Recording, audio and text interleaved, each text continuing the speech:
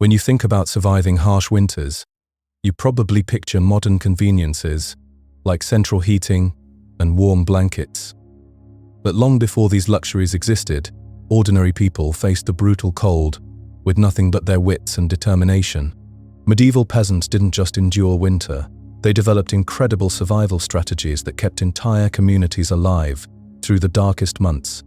Their ingenuity in the face of life-threatening conditions reveals a side of human resilience that most of us never imagine. These weren't just random acts of desperation, they were carefully developed techniques passed down through generations, each one a small victory against death itself. In this video, we'll explore these forgotten survival methods and discover how medieval peasants turned winter from a death sentence into a challenge they could actually overcome. If you like these videos, I would appreciate if you clicked like or subscribed, as it's important for the channel and it helps others find it too, just like you did. Thank you. Now, let's get started. Picture a time when winter meant something very different than cranking up the thermostat. Back in medieval days, when the cold months rolled around, ordinary people faced what can only be described as nature's annual test of human stubbornness. These weren't knights in shining armor or nobles feasting in great halls. These were the everyday folks, the ones who grew the food and tended the animals, living in homes that modern camping enthusiasts might consider a bit too rustic. Their houses were basically elaborate attempts at keeping the outdoors slightly more outdoors than indoors. Imagine walls made from whatever nature happened to provide, mixed with whatever the farm animals happened to leave behind. Yes, that's right. Animal waste became a building material. Not because anyone particularly enjoyed the idea, but because when you're trying to survive winter, you use what works. And surprisingly, it did work, sort of. These walls, lovingly crafted from mud, straw, and less pleasant ingredients, stood between families and the howling winds outside. The construction method had a charming name, wattle and daub, which sounds much more pleasant than what it actually involved. Think of weaving a giant basket, then slapping on a mixture that included things you'd rather not think about too deeply. Winter nights stretched endlessly in these one-room homes. The fire in the center provided the only real warmth, creating a tiny bubble of heat that extended maybe an arm's length in each direction. If you were lucky enough to sit close, your front might feel pleasantly toasty, while your back collected frost. If you weren't lucky, well, you learned to appreciate very small temperature differences. Clothing layers became an art form born of pure necessity. Rough wool tunics, cloaks that carried the distinctive aroma of their original four-legged owners, anything that could trap air between fabric and skin. People turned themselves into walking textile experiments, hoping that enough layers might somehow equal warmth. Sleep meant climbing onto beds that would make modern backpackers grateful for their sleeping pads. Straw stuffed into cloth sacks, sometimes with rushes from nearby wetlands added, for what passed as luxury. These makeshift mattresses came with their own ecosystem of tiny residents who shared the warmth, whether invited or not. Roofs overhead told their own stories of creative engineering. Thick layers of straw and reeds, woven together and weighted down, creating shelter that worked beautifully until it didn't. Heavy snow, driving rain, or just the passage of time could turn a protective roof into something that leaked, sagged, and occasionally welcomed local wildlife as unexpected dinner guests. Windows existed more as concepts than actual features. Tiny openings might be covered with whatever thin material could let in a hint of light, while keeping out some of the wind. Animal hides stretched thin, wooden shutters that fit poorly, sometimes just cloth hung hopefully across gaps. Glass remained so precious that most people lived their entire lives without seeing a proper window. Floors beneath their feet were simply the earth itself, packed down hard by countless footsteps. When winter storms brought moisture seeping up through the ground, homes developed their own indoor climate systems that nobody had requested. Walking across your own floor could feel like crossing a partially frozen swamp. Every morning that dawned with everyone still breathing marked a small victory against the odds. Children and elderly family members faced the greatest risks, their bodies less able to generate and maintain the heat needed to survive. Truly brutal nights. Communities understood that winter claimed lives, and nothing could be taken for granted. The cold wasn't just uncomfortable, it was genuinely dangerous. Frostbite crept up on fingers and toes, hypothermia threatened anyone who couldn't stay warm enough, and simple exposure could end lives. Yet people adapted, developed strategies, found ways to push back against the harsh reality of their circumstances. Body heat became a shared resource. Families slept close together, sometimes sharing sleeping spaces with their animals. Cows, pigs, chickens all became inadvertent heating systems. What might seem unsanitary to modern sensibilities made perfect sense when survival depended on capturing every possible source of warmth. People stuffed gaps in walls with moss, old cloth, anything that might slow down the wind. They rubbed fat and grease into surfaces, creating primitive weather sealing. These weren't sophisticated solutions, but they were the difference between life and death for countless families. Food preservation and preparation revolved around the reality of limited heating fuel. Meals needed to provide maximum nutrition and warmth while using minimal precious wood or other burning materials. Every calorie mattered. Every bit of warmth from hot food became part of the survival strategy. The darkness of winter nights stretched far longer than modern people experience.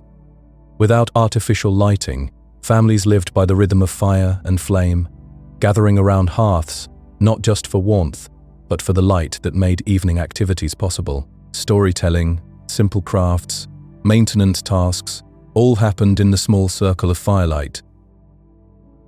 These medieval families developed a kind of quiet resilience that came from facing the same challenges year after year.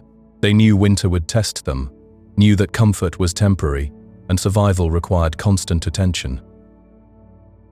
Yet they persisted, found moments of warmth and connection, created traditions that made the hardest times bearable. Their ingenuity emerged from necessity, creating solutions with whatever materials their world provided. Moss became insulation, animal fat became weatherproofing, shared body heat became a survival strategy. Every small innovation represented someone's determination to see another spring. The harshness of these winters shaped entire communities. Neighbors helped neighbors because everyone understood that mutual aid might mean the difference between making it through the season or not. Sharing resources, checking on vulnerable family members, pooling knowledge about survival techniques, all became part of how communities weathered the most difficult months. When spring finally returned, it brought more than just warmer weather. It represented victory over another winter's challenge, proof that human determination and creativity could triumph over conditions that might seem impossible to endure. Picture this: a flickering flame dancing in the center of a cramped, smoky room. This tiny fire, crackling away in what was barely more than a pit of stones, held the power of life and death over an entire family. The medieval hearth wasn't just a convenience, it was everything. Kitchen, light source, even entertainment center, all rolled into one smoky, temperamental package. Now here's the thing about these fires: they didn't have the luxury of proper chimneys like we imagine today. Instead, smoke would just wander around the room, looking for any crack or hole to escape through. Sometimes it found the roof, sometimes the walls, and sometimes it just decided to hang around and slowly turn everyone inside into human jerky. You could say it was nature's own fumigation system, driving away fleas and other unwanted creatures. Though it probably wasn't doing much good for anyone's lungs, families would gather around this smoky beacon every evening, not by choice really, but out of necessity. They'd tell stories, share the day's gossip, or simply stare into the flames, because, well, what else was there to do once the sun disappeared? No electric lights, no television, just the hypnotic dance of fire and shadow playing across weathered faces. But keeping that fire alive, now that was serious business. Letting those flames die out during a winter night was essentially inviting death to come knocking. And starting a new fire wasn't exactly simple back then. No matches, No lighters, just flint and steel, and a whole lot of hoping that the kindling would catch. Every family member had their role in this daily ritual of survival, feeding the flames with peat, sticks, or if fortune smiled upon them, a precious piece of dry wood. The ground beneath their feet told its own cold story. Medieval floors weren't really floors at all, just patches of earth that someone had bothered to flatten slightly. If luck was on your side, maybe there'd be some straw scattered about, giving the illusion that you weren't literally sleeping on dirt. But that cold, oh that relentless cold, it would seep up from the earth, like some invisible creature, crawling through whatever barriers you'd managed to scrape together. Some families tried layering thick mats of straw across their earthen floors, assuming they could afford it, or perhaps borrow it from a neighbor's field without getting caught. But straw had its own problems. It flattened quickly under constant use, developed a musty smell that never quite went away, and added this constant crunching sound to every step, every movement during those already miserable nights. Others preferred dried rushes, spreading them over the dirt in layers. The interesting thing about rushes was that people would just keep adding fresh ones on top, without bothering to clear away the old rotting layers underneath. Over time, this created what you might generously call a living carpet, a fascinating little ecosystem of decomposing plants, fleas, and whatever other creatures decided to make themselves at home. It was damp, it smelled distinctly unpleasant, and it was probably crawling with life, though not the kind you'd want to think too hard about.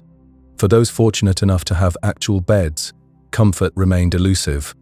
These weren't the soft, inviting surfaces we know today. Instead, imagine wooden frames stuffed with more straw or hay, creating a surface that poked and shifted and crackled with every movement. Sleep became less about rest and more about a constant awkward dance, trying to keep blood flowing and prevent any part of your body from going completely numb from the cold radiating up from below.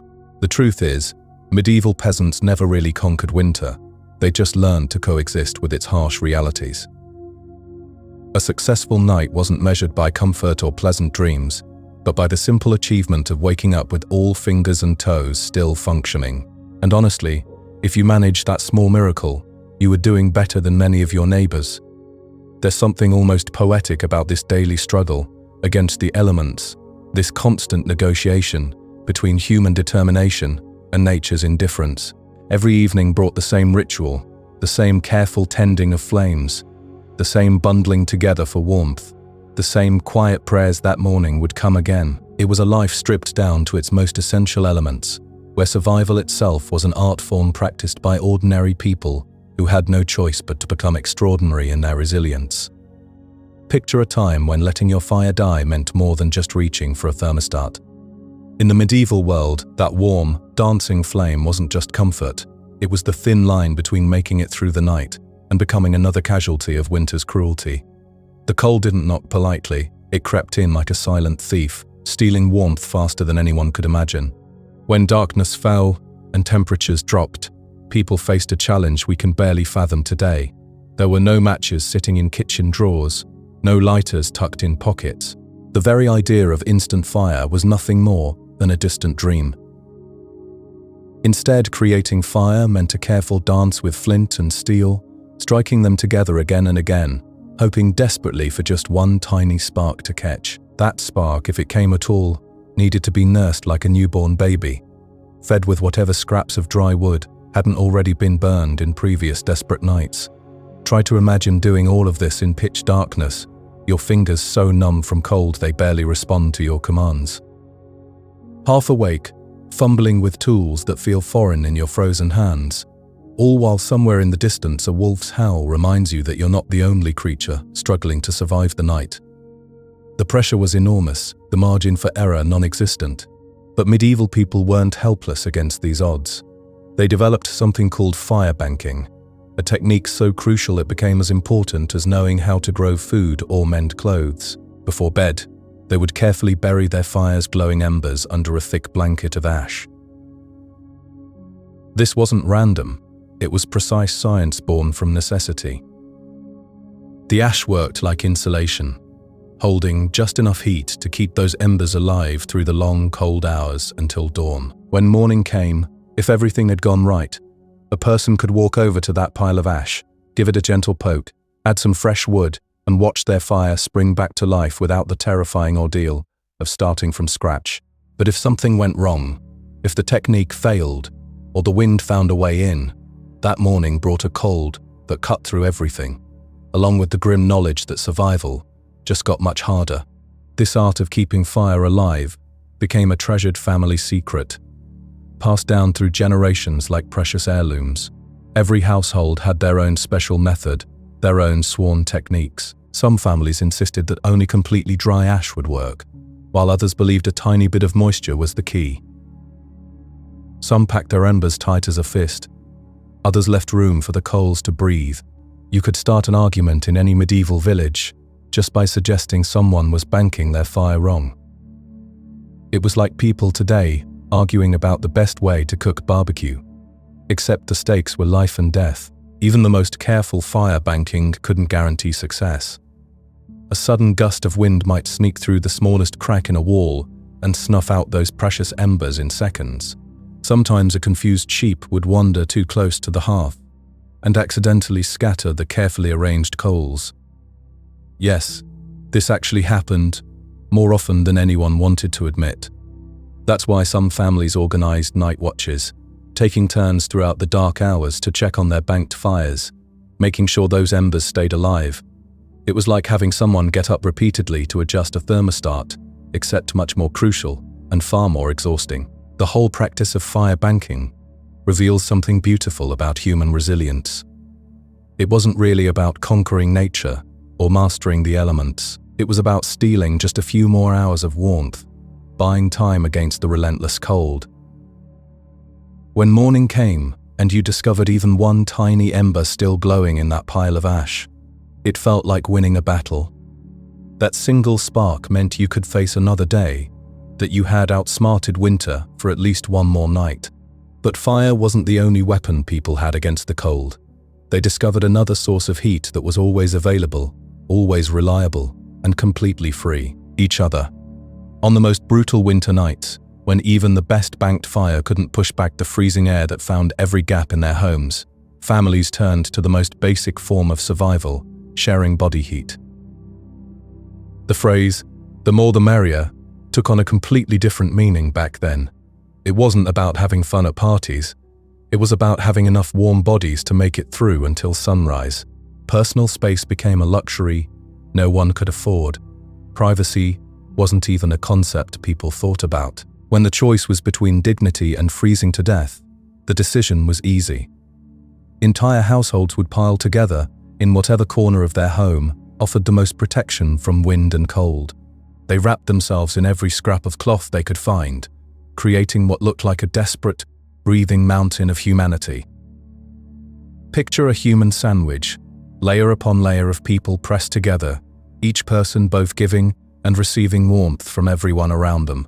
Children squeezed between parents, grandparents claimed spots under the outer protective layers, and if a relative showed up unexpectedly, somehow space was always found for one more body. Being in the middle of this pile was like winning a lottery, surrounded by warmth, radiating from every direction, but being stuck on the edge meant facing the medieval equivalent of sleeping next to an open freezer door, and heaven help the person who moved too much during the night. One careless shift to get comfortable could send someone tumbling into a freezing draft, instantly making you the most hated person in the family until spring arrived. Sometimes even the beds themselves were shared. Entire families sleeping on communal straw mattresses that slowly compressed under the weight of multiple generations. Given that medieval hygiene wasn't exactly impressive by today's standards, these sleeping arrangements weren't particularly pleasant for the nose. But when you're fighting frostbite, being picky about smells becomes a luxury you simply can't afford. This sharing of body heat wasn't just thrown together randomly either. Some medieval guides actually recommended strategic placement of the warmest, strongest family members on the outside edges, like human shields protecting everyone else from the cold. Babies and elderly relatives were tucked deep into the center of the group, treated like the precious little heat sources they were. Everyone understood their role in this nightly survival ritual. But something interesting happened over time. What started as pure desperation gradually became part of family life, part of how people bonded with each other. Those long winter nights pressed together led to storytelling, quiet singing, and countless conversations whispered under shared wool blankets. Families that survived winter together had shared something profound, an intimacy born from mutual dependence that went far beyond normal relationships. So the next time someone complains about a sibling stealing blankets or a pet taking up too much space on the bed, it's worth remembering those medieval nights. At least today's sleep disruptions don't involve negotiating for space between a snoring uncle and a judgmental goat who somehow ended up part of the family's survival strategy. Picture this. You're settling in for the night in your cozy bedroom when suddenly you hear snoring, but it's not coming from your partner. It's coming from the cow standing right next to your bed, chewing her dinner like she owns the place. This was just another Tuesday night for medieval peasants. They had figured out something that would probably horrify us today. Animals make excellent roommates if you can get past the smell and the noise and the occasional hoof in your face. See, medieval houses weren't exactly built for comfort. The wind would whistle through every crack and gap, turning these little homes into personal iceboxes. But peasants were clever. They realized that a warm cow was basically a living, breathing heater that also happened to give milk. So every winter, the family home transformed into something like a barnyard sleepover party. Cows got the VIP treatment, positioning themselves right in the center of the house, where their massive bodies could radiate heat in every direction. They'd lean against walls, probably thinking they were being helpful while the whole family tried to sleep around them. Goats earned their spot indoors too, partly for warmth and partly because, well, goats are going to find a way inside whether you invite them or not. That's just what goats do. They're like that friend who shows up to every party, invited or not, and somehow makes themselves at home. Chickens claimed the rafters like tiny feathered roommates, occasionally deciding that someone's head made a perfectly good perch at 3 a.m, and pigs, being pigs, just plopped down wherever they felt like it, usually right where you needed to walk. The mornings brought their own adventures. You'd wake up and carefully feel around with your feet before standing, because stepping in something unpleasant was basically guaranteed. It was like a daily treasure hunt, except the treasure was always something you didn't want to find. But here's the thing that's actually pretty beautiful about all this. These peasants understood something fundamental about survival. Dignity is nice, but warmth keeps you alive. They did the math, and sharing their beds with livestock beat freezing to death every single time. The smells were legendary, of course. By spring, these houses had developed their own unique perfume, a mixture of everything you'd expect when humans and farm animals spent months together in close quarters. But medieval noses adapted. They had to. Complaining about the smell while your toes stayed unfrozen seemed like a pretty good trade-off. Now, when it came to staying warm, medieval peasants had mastered the art of wearing literally everything they owned. Fashion wasn't about looking good. It was about not becoming a human icicle. The strategy was simple. If you had it, you put it on, sometimes all at the same time. They'd start with a basic linen shirt, scratchy and probably not too fresh.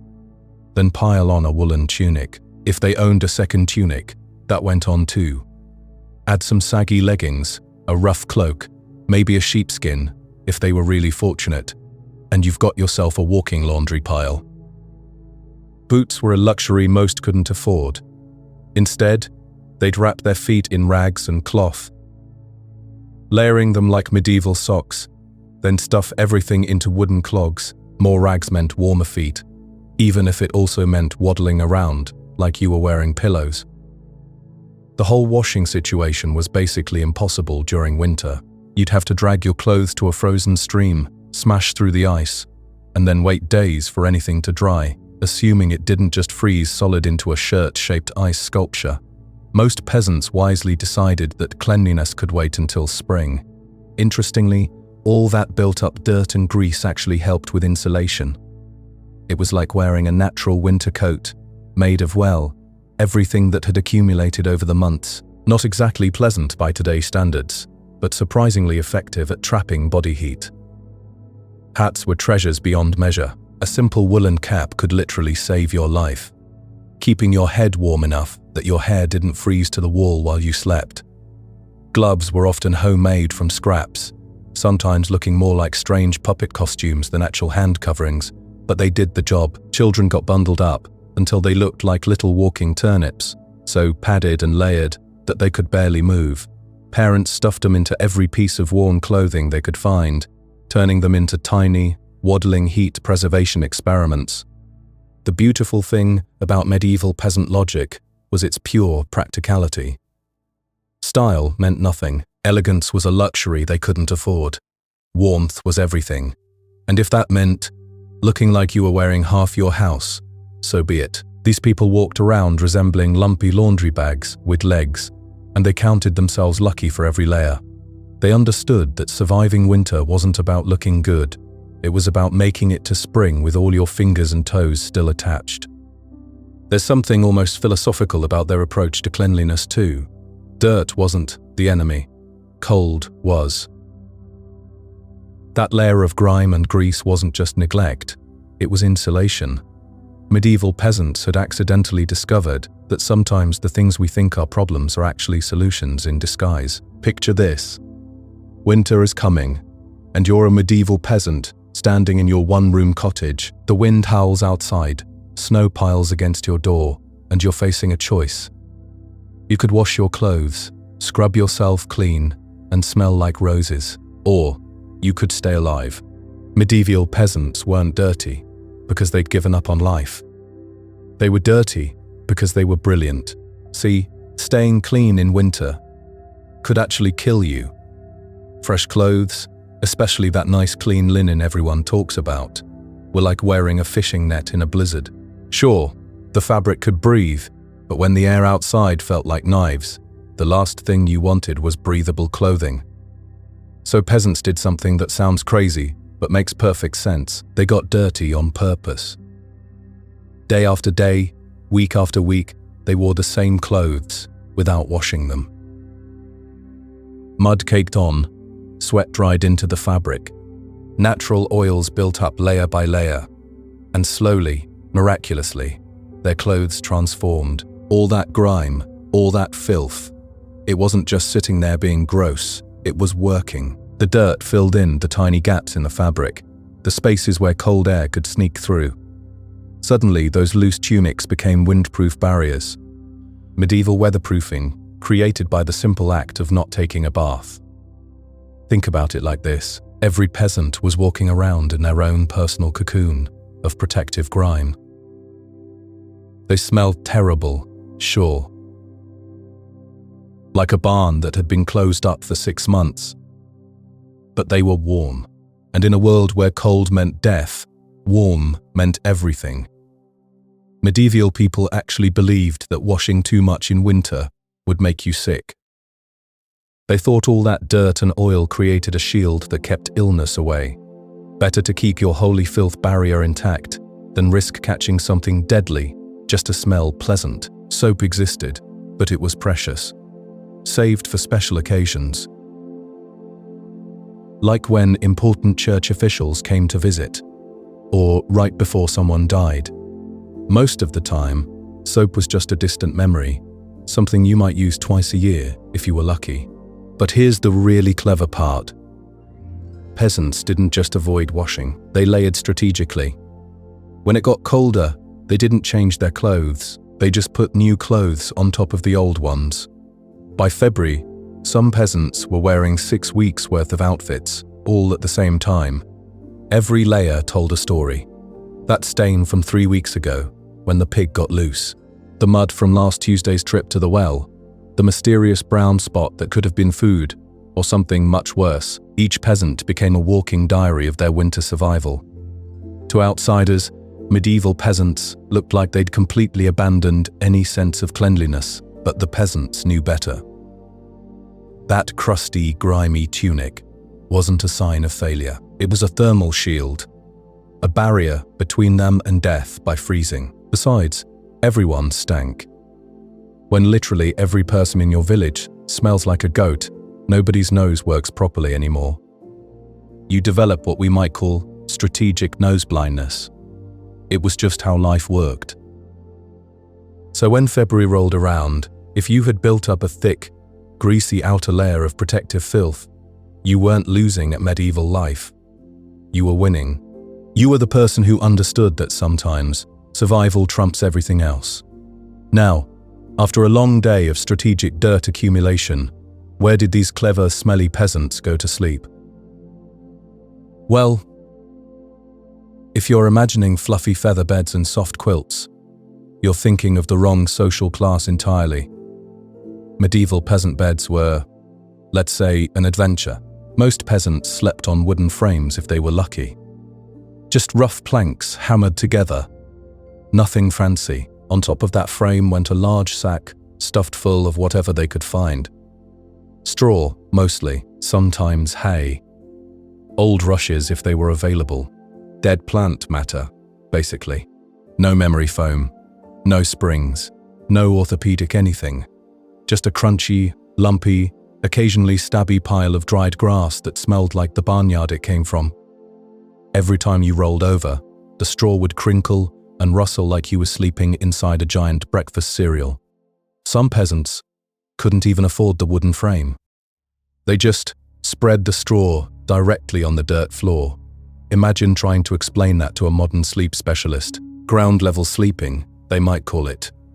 Earth-connected rest. Back then, it was just called being poor. These straw mattresses weren't built to last. Over time, the straw got compressed, flattened down by months of bodies pressing into it. It grew moldy in the damp, attracted bugs, started moving on its own when the fleas got particularly active. Changing the straw was a major household event. Most peasants managed it a few times a year, if they were really on top of things, or whenever their bed started crawling around the room without them in it. Fresh straw day was like getting a brand new mattress, except the new mattress was still just dead grass. Rushes were another option. These long, tough grasses could be spread thick on floors and beds. Smart peasants mixed in herbs, lavender or rosemary, anything that smelled better than the usual aroma of medieval life. For about 24 hours, your bedroom might actually smell pleasant, but rushes had their own problems. They got trampled into the dirt floor, mixed with food scraps that missed the table. Absorbed whatever the family dog dragged in from outside. Soon enough, the herb-scented rushes became part of the general muddy carpet that covered most medieval floors. And then, there were the roommates nobody invited. Fleas loved straw beds almost as much as humans did. Lice made themselves comfortable in the bedding. All sorts of tiny creatures that bit and crawled and made sleep an itchy, uncomfortable experience. If you woke up scratching more than you slept, congratulations. You were getting the full, authentic medieval bedroom experience, no extra charge for the wildlife. But here's the thing, those uncomfortable, bug-infested, crunchy beds were actually lifesavers. Straw created an insulating layer between sleeping bodies and the frozen ground. When families piled together on their lumpy mattresses, sharing body heat, those beds became survival tools. Medieval central heating was just people, clustered together on a pile of dead plants, keeping each other alive through another winter night.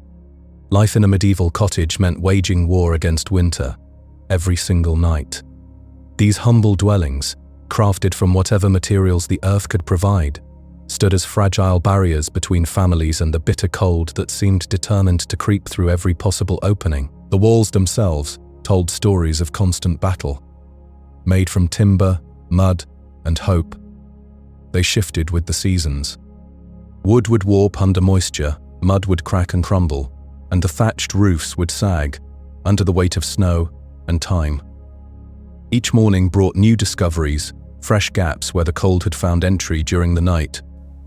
Medieval families became master craftsmen of improvisation. They learned to see potential insulation in everything around them. Soft moss gathered from forest floors, straw left over from harvests, scraps of worn cloth, that had outlived their original purpose. Animal hair, plucked or collected, became precious stuffing material. Even dry grass, bundled tight, could serve as a barrier against those persistent drafts.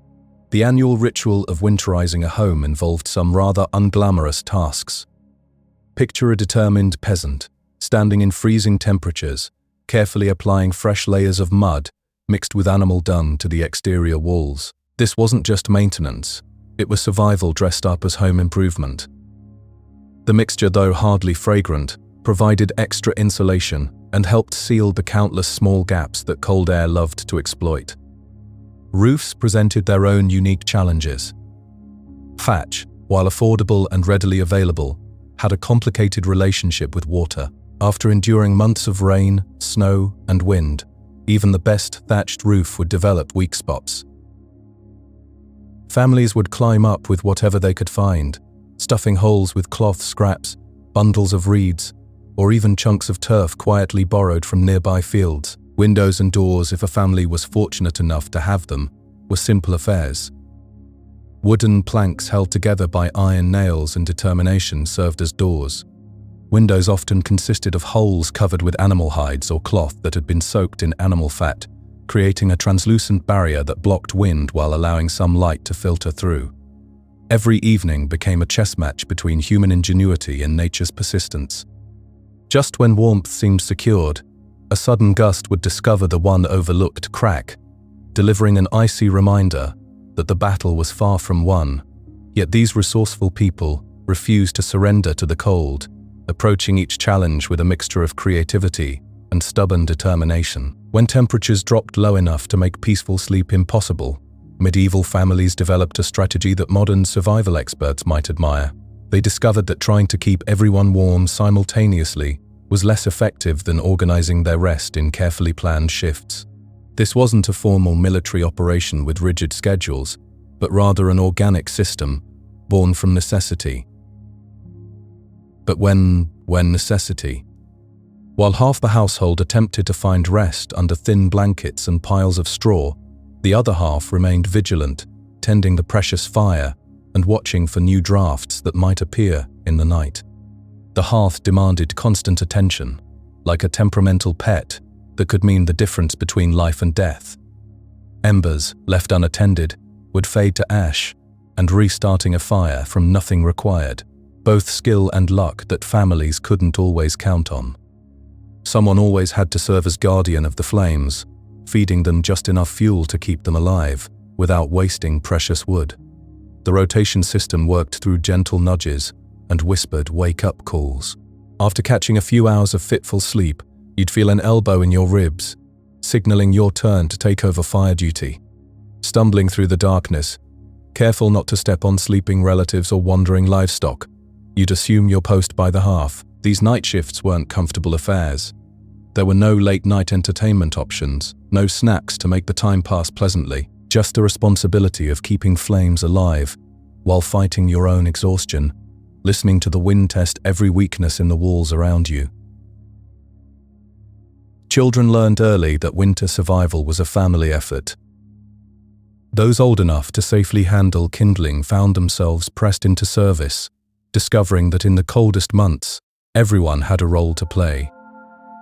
Elderly family members often took longer shifts, partly because their experience made them skilled fire tenders, and partly because the joint pain that came with age made the process of lying down and getting up again a significant undertaking. Sleep, when it finally came, was hardly peaceful. The constant sounds of people moving about, animals shifting in their shared space, and wind finding new ways to rattle the structure made deep rest a rare luxury. Add to this the occasional sharp jab from a restless sibling, or the need to shift away from a particularly cold draft, and quality sleep became something of a minor miracle. Despite the exhaustion and discomfort, this system of shared vigilance worked remarkably well. The fire survived through the longest nights, and by extension, so did the families who depended on it. Through teamwork born of necessity, these resilient people found ways to outsmart winter's worst attempts to defeat them, one carefully tended ember at a time. When winter settled over medieval villages, survival became something of an art form, and breathing, believe it or not, turned into one of the most crucial skills a person could master. Picture this: peasants huddled in their humble homes, learning to control something as basic as how air entered their lungs, because getting it wrong could mean the difference between waking up the next morning or not. The cold air wasn't just uncomfortable, it was genuinely dangerous. One careless gulp of freezing air straight into your chest, and you might find yourself coughing for weeks, with no real medical help in sight. So people developed what we might call tactical breathing, slow and deliberate, always through the nose, never through the mouth. The nose, you see, acted like nature's own little heater, warming the air just enough before it reached those delicate lungs. Children learned these lessons early, scolded by worried parents whenever they panted too heavily indoors during the bitter months. Imagine being a kid and having to think about something as automatic as breathing, all while wrapped in scratchy wool and sharing your sleeping space with farm animals. Medieval childhood certainly built character in ways we can barely imagine today. At bedtime, families would tuck cloth around their faces, creating makeshift filters that warmed their breath throughout the night. Sure, you'd wake up with damp fabric clinging to your skin, but that soggy discomfort was infinitely better than the alternative. People became masters of shallow, controlled breathing, turning their beds into quiet zones of careful measured inhales and exhales. This wasn't the only trick medieval folks discovered in their endless battle against winter's grip. They stumbled upon something rather ingenious, the warming power of a truly full stomach. It turns out that calories don't just fuel the body, they actually generate heat as they're being processed. The more work your digestive system had to do, the warmer your internal furnace burned throughout those long, dark hours. So evening meals became strategic affairs, heavy and hearty by design. Think thick, bubbling stews packed with root vegetables, turnips and parsnips and onions, all simmering together into something that would sit solidly in your belly for hours. Grains played a starring role too: dense barley porridge, chewy rye bread, anything that would digest slowly and steadily through the night. On special occasions, when luck smiled upon a household, chunks of salted pork or strips of dried sausage might find their way into the pot. This wasn't about creating something beautiful or delicate. It was about crafting what you might call edible insulation, meals designed to burn like slow coals inside your body while you slept. The fattier the food, the better it served this purpose. Fat burns more slowly than lean meat, providing that steady trickle of internal warmth that could mean survival. A bellyful of rich stew and bread wasn't just satisfying, it was a life-saving strategy disguised as dinner. Parents made sure even the most stubborn children cleaned their bowls completely. Personal preferences became luxury that winter simply wouldn't allow. You ate what would keep you warm, whether you enjoyed the taste or not, because shivering through the night wasn't really an option when spring felt impossibly far away. Of course, going to bed with a stomach packed full of heavy food came with its own peculiar side effects. Dreams became wild, vivid affairs, your mind spinning strange tales while your body worked overtime to process all those root vegetables and grains. But strange dreams were a small price to pay for making it through another frozen night. These weren't gourmet experiences by any stretch of the imagination. Medieval winter eating was purely practical, focused entirely on survival, rather than pleasure. The goal wasn't to impress anyone with culinary skills. It was simply to wake up breathing the next morning, preferably without frostbite. So there you have it, medieval peasants mastering the delicate balance of controlled breathing and strategic eating, turning their bodies into efficient little warming machines through nothing more than careful technique and heavy meals. Night after night, they'd settle into their straw bedding, breathing slowly through their noses, bellies full of hearty stew, sharing warmth with whatever animals happened to be nearby. It wasn't glamorous, but it worked. One shallow breath and one heavy meal at a time, helping ordinary people endure extraordinary cold in an age when winter truly was something to be feared. Long before anyone dreamed of adjusting a thermostat or plugging in an electric blanket, people faced the endless challenge of staying warm through bitter winter nights. The cold wasn't just uncomfortable, it was a genuine threat, something that could creep into your bones and never quite leave. Medieval peasants understood this reality better than most. They lived in a world where warmth was precious, where every degree of heat had to be carefully captured, preserved, and shared. Their solutions weren't elegant or sophisticated, but they were born from necessity, and sometimes necessity breeds the most ingenious ideas. Picture a simple wooden box, nothing fancy, just sturdy planks joined together. Now imagine filling this box with hay, layer after layer of dried grass, creating a thick, insulating nest. This was the hay box, and it represented something beautiful in its simplicity. The principle was straightforward. Hay trapped air, and trapped air held heat.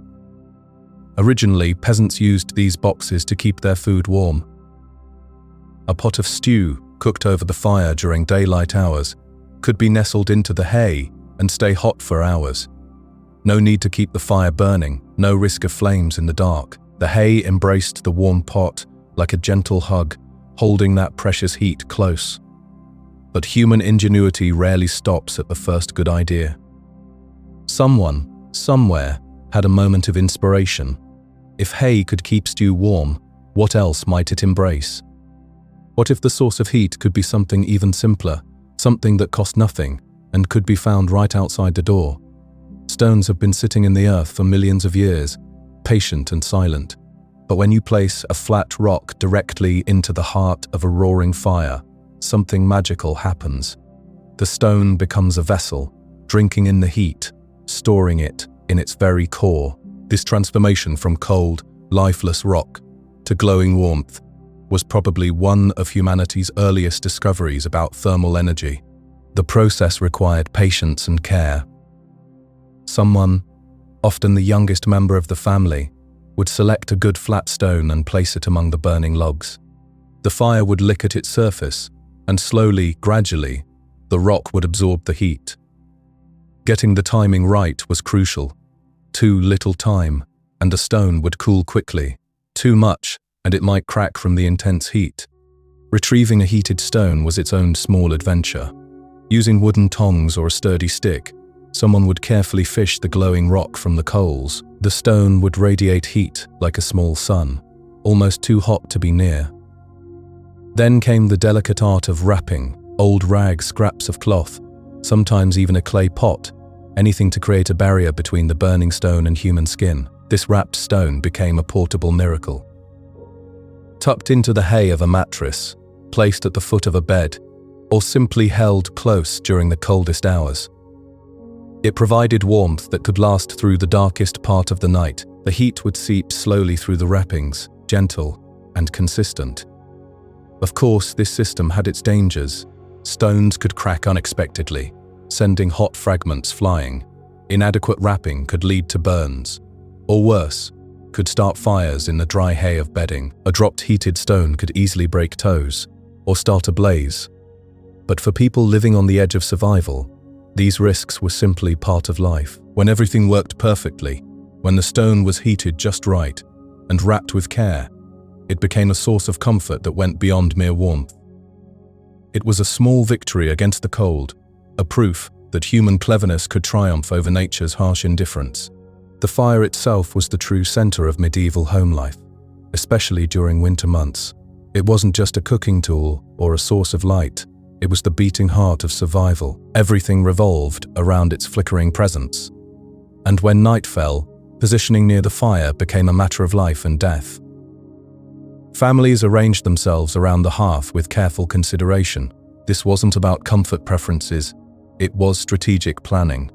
The most vulnerable people, babies and elderly family members, claimed spots closest to the flames. Their bodies needed the most help, maintaining warmth, and their survival was essential to the family's future. Children and adults formed outer circles, each ring slightly cooler than the last. Everyone understood their place in this hierarchy of warmth. It was accepted, necessary, and strangely comforting in its predictability. The fire's heat didn't spread evenly though. It created zones of warmth and cold, invisible territories that everyone learned to navigate. Being too close to the fire brought its own problems. Hair could singe in an instant, clothes could smolder and catch flame, skin could burn before you even realized it was happening. But being too far meant shivering through the night, waking with joints stiff from cold, feeling the chills settle deep into your bones. The dance of sleeping near fire required constant small adjustments. Turn one way to warm your back, turn another to heat your face. The side facing the fire might feel pleasantly toasted, while the other side remained numbingly cold. People learned to sleep in positions that maximized their exposure to warmth while minimizing the risk of accidental burns. Animals understood this hierarchy too. Dogs would wedge themselves into whatever warm spaces they could find, their instinct for survival matching that of their human companions. Chickens might huddle near the hearthstones, their soft clucking adding to the nighttime symphony of survival. Even cats, independent as they were, knew the value of fire's warmth. The sounds of the fire became a nighttime lullaby. The pop and crackle of burning wood, the soft hiss of sap meeting flame, the occasional collapse of a log sending sparks dancing upward. These weren't just noises, they were reassurances. As long as the fire made its familiar sounds, warmth continued, life continued. Sleep came fitfully in these conditions. People would drift in and out of consciousness, awakening periodically to check the fire's status, to add another log if fuel remained, to adjust their position for better warmth. Each breath might form small clouds in the cold air, beyond the fire's reach, visible proof of the temperature battle being waged. This wasn't comfortable sleep as we understand it today. It was survival sleep, rest stolen from a hostile environment, dreams interrupted by cold drafts and the need to tend the fire. But it was also something profound, a nightly reminder of human resilience, of our ability to find warmth and rest even in the harshest conditions. The relationship between medieval people and their fires was intimate and complex. The fire was protector and threat, life-giver and potential destroyer. It required constant attention, careful feeding, respectful distance. In return, it offered the possibility of another dawn, another day of life wrested from winter's grip. These simple technologies, the heated stone and the strategic arrangement around fire, represent something beautiful about human nature. When faced with challenges that seem impossible, we find ways to adapt, to survive, to create small pockets of comfort in an uncomfortable world. The solutions weren't perfect, but they were sufficient, and sometimes, sufficient is its own form of perfection. When winter wrapped its icy fingers around medieval villages, something remarkable happened. The bitter cold transformed entire communities into intricate webs of survival, where every breath of smoke from a chimney carried meaning, and every neighbor's light in the window represented hope against the darkness. Picture this, if you will. A small village nestled somewhere in the European countryside, where the arrival of winter wasn't just a change of season, but a test of human endurance. The peasants who lived in these settlements understood something we've largely forgotten today, that survival was never a solo endeavor. It was a delicate dance performed by an entire community, each person playing their part in keeping everyone alive until spring returned. In these villages, there lived unofficial guardians of winter, people whose job it was to notice the small details that could mean the difference between life and death. Often these watchers were the very young or the very old, folks who couldn't work in the frozen fields but possessed sharp eyes and caring hearts.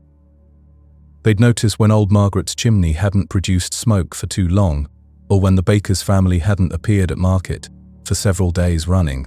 These watchers moved through the village like gentle spirits, keeping track of who was coughing too hard in the morning frost, whose footprints hadn't appeared in the snow outside their door, whose home sat too still and quiet in the pale winter light. They were the medieval equivalent of neighborhood watch. Except, instead of looking out for troublemakers, they were watching for signs of families slowly losing their battle against the cold. Fire, you see, was everything in these times. Not just warmth, but life itself, flickering in the hearth. When a family's fire went out, it created what we might call a village emergency. Neighbors would rush over, carrying precious glowing coals, wrapped carefully in rags, treating these embers like the treasures they truly were. Sometimes the solution was even simpler. Invite the cold family into your own, cramped, smoky hut for the night. Yes, this meant squeezing extra bodies into spaces already bursting with people, animals, and belongings. But the peasants understood a fundamental truth. It was far better to spend a night pressed together like sardines than to find frozen neighbors come the spring thaw. These moments of sharing created bonds that went deeper than mere politeness. They were threads in the fabric of survival itself. Food became another layer of this winter community project. During the harshest months, when individual families began to run low on their stores of salted meat, grain, and dried vegetables, villages would sometimes pool their remaining resources. It wasn't generous charity born from abundance, it was grim, calculated sharing born from necessity. A few communal meals, simple and sparse as they might be, could spell the difference between making it to spring or not. Even the smallest members of these communities understood their role in this winter ballet. Children, despite their young age, became crucial messengers and helpers. They'd carry wood from house to house, share glowing embers between families, and run urgent messages when someone needed immediate help. No task was too small, no person too young, or too tired when winter came knocking at the village door. Now, don't imagine these medieval communities as perfect harmonies of cooperation. Life was messy, people were human, and feuds certainly existed. Disputes over land boundaries, missing goats, or who had borrowed whose best cooking pot never really disappeared entirely. But here's the fascinating thing about winter's grip. It had a way of putting old grudges on hold. When the nights grew so cold, they could kill. Past disagreements suddenly seemed less important than keeping your neighbor alive. After all, today it might be your neighbor needing rescue. But tomorrow, when your own fire guttered low, or your own food stores ran thin, you might be the one desperately hoping for help. This created a practical philosophy of mutual aid that went beyond mere kindness. It was enlightened self-interest wrapped in human compassion. The village during these frozen months transformed into something like one enormous, sometimes dysfunctional, but always determined family. They were bound together not by blood, but by the shared understanding that they would either survive together or perish alone. Every muddy boot tracked between houses, every crackling ember shared from hearth to hearth, every frozen smile exchanged in the morning cold. These became small acts of collective defiance against winter's deadly embrace. But survival wasn't just about practical matters, like fire and food.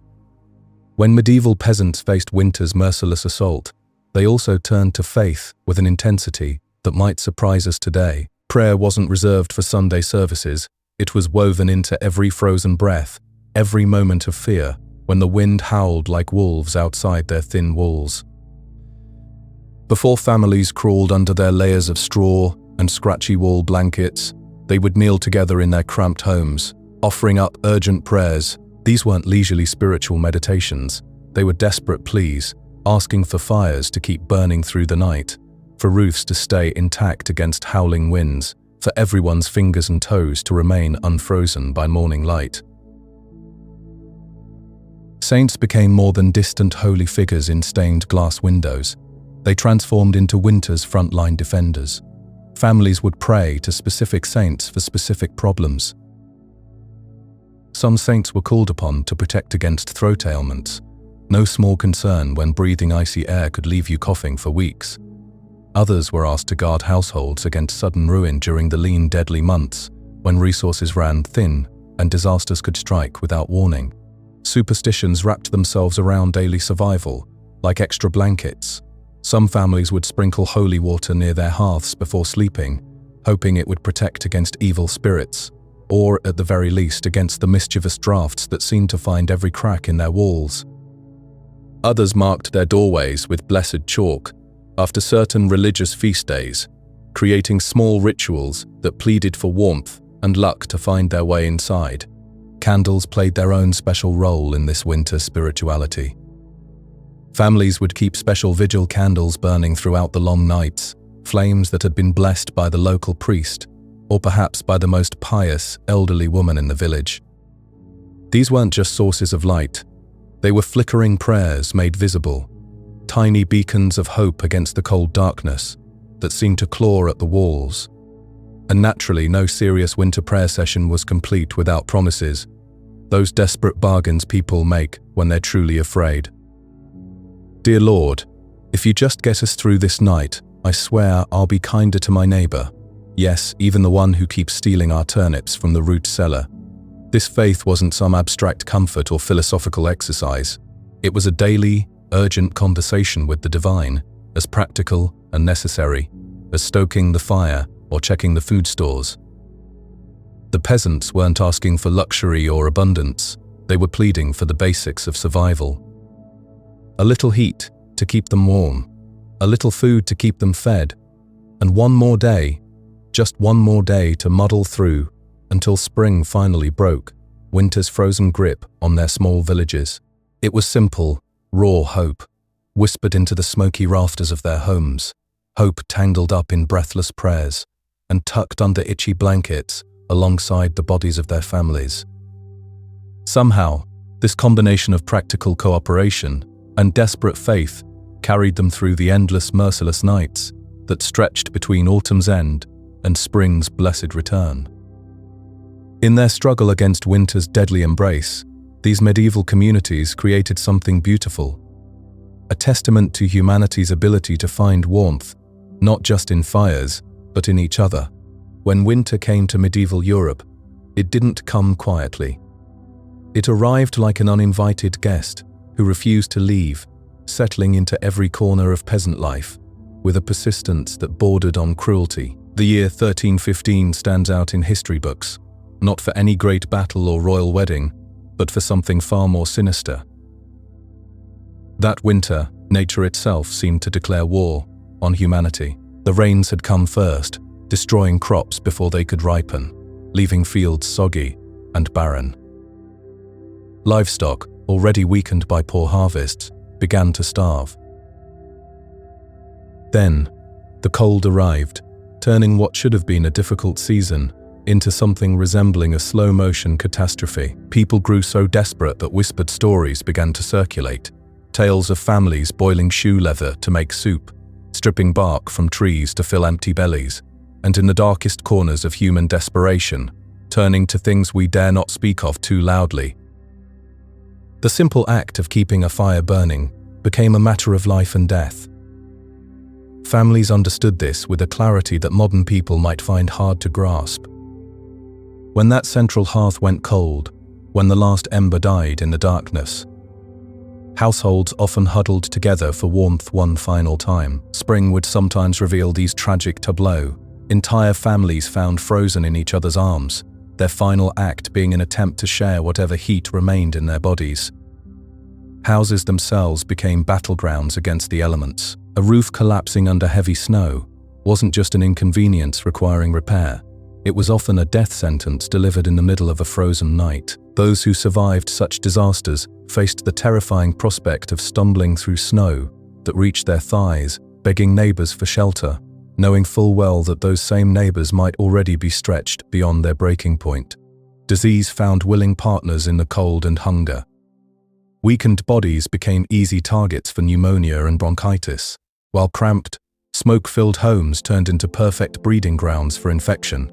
A simple cough that began in December could easily lead to a funeral by January. Such was the precarious nature of winter survival. Frostbite carved its own particular brand of horror into medieval life. Fingers, toes, sometimes entire ears would blacken and die while still attached to their owners. Some villagers carried these grim badges of survival into spring, proof that they had wrestled with winter and emerged victorious. Albeit at a terrible cost, they had made it through, but winter had claimed its price in flesh and bone. Perhaps most haunting of all was how normal this death became. Communities accepted that winter would claim some of their number, the way we might accept that traffic will be heavy during rush hour. Death wasn't an unexpected visitor, it was simply another neighbor making its rounds, wrapped in frost and ice, patiently waiting its turn at each door. Yet within this seemingly endless catalogue of suffering, lies something remarkable, something that speaks to the very core of human nature. These medieval peasants, muddy and frostbitten as they were, possessed a kind of stubborn ingenuity that defies easy explanation. They faced impossible odds with creativity, born of desperation, turning moss into insulation, banking fires with techniques passed down through generations, crafting mattresses from hay and hope. Their faith wove itself through daily life like thread through fabric, not merely as a response to fear, but as an expression of something more powerful, hope. This was hope of the most fragile and stubborn variety, hope that tomorrow might bring slightly warmer air, that spring would eventually push through frozen ground, that life would find a way to continue despite everything winter could throw at it. Communities bound themselves together with more than shared geography. They were united by shared survival. They learned to watch over the sick, to pool resources when food grew scarce, to operate on the understanding that helping a freezing neighbor today meant someone might return that kindness tomorrow. They knew, in their bones, that no one could defeat winter alone.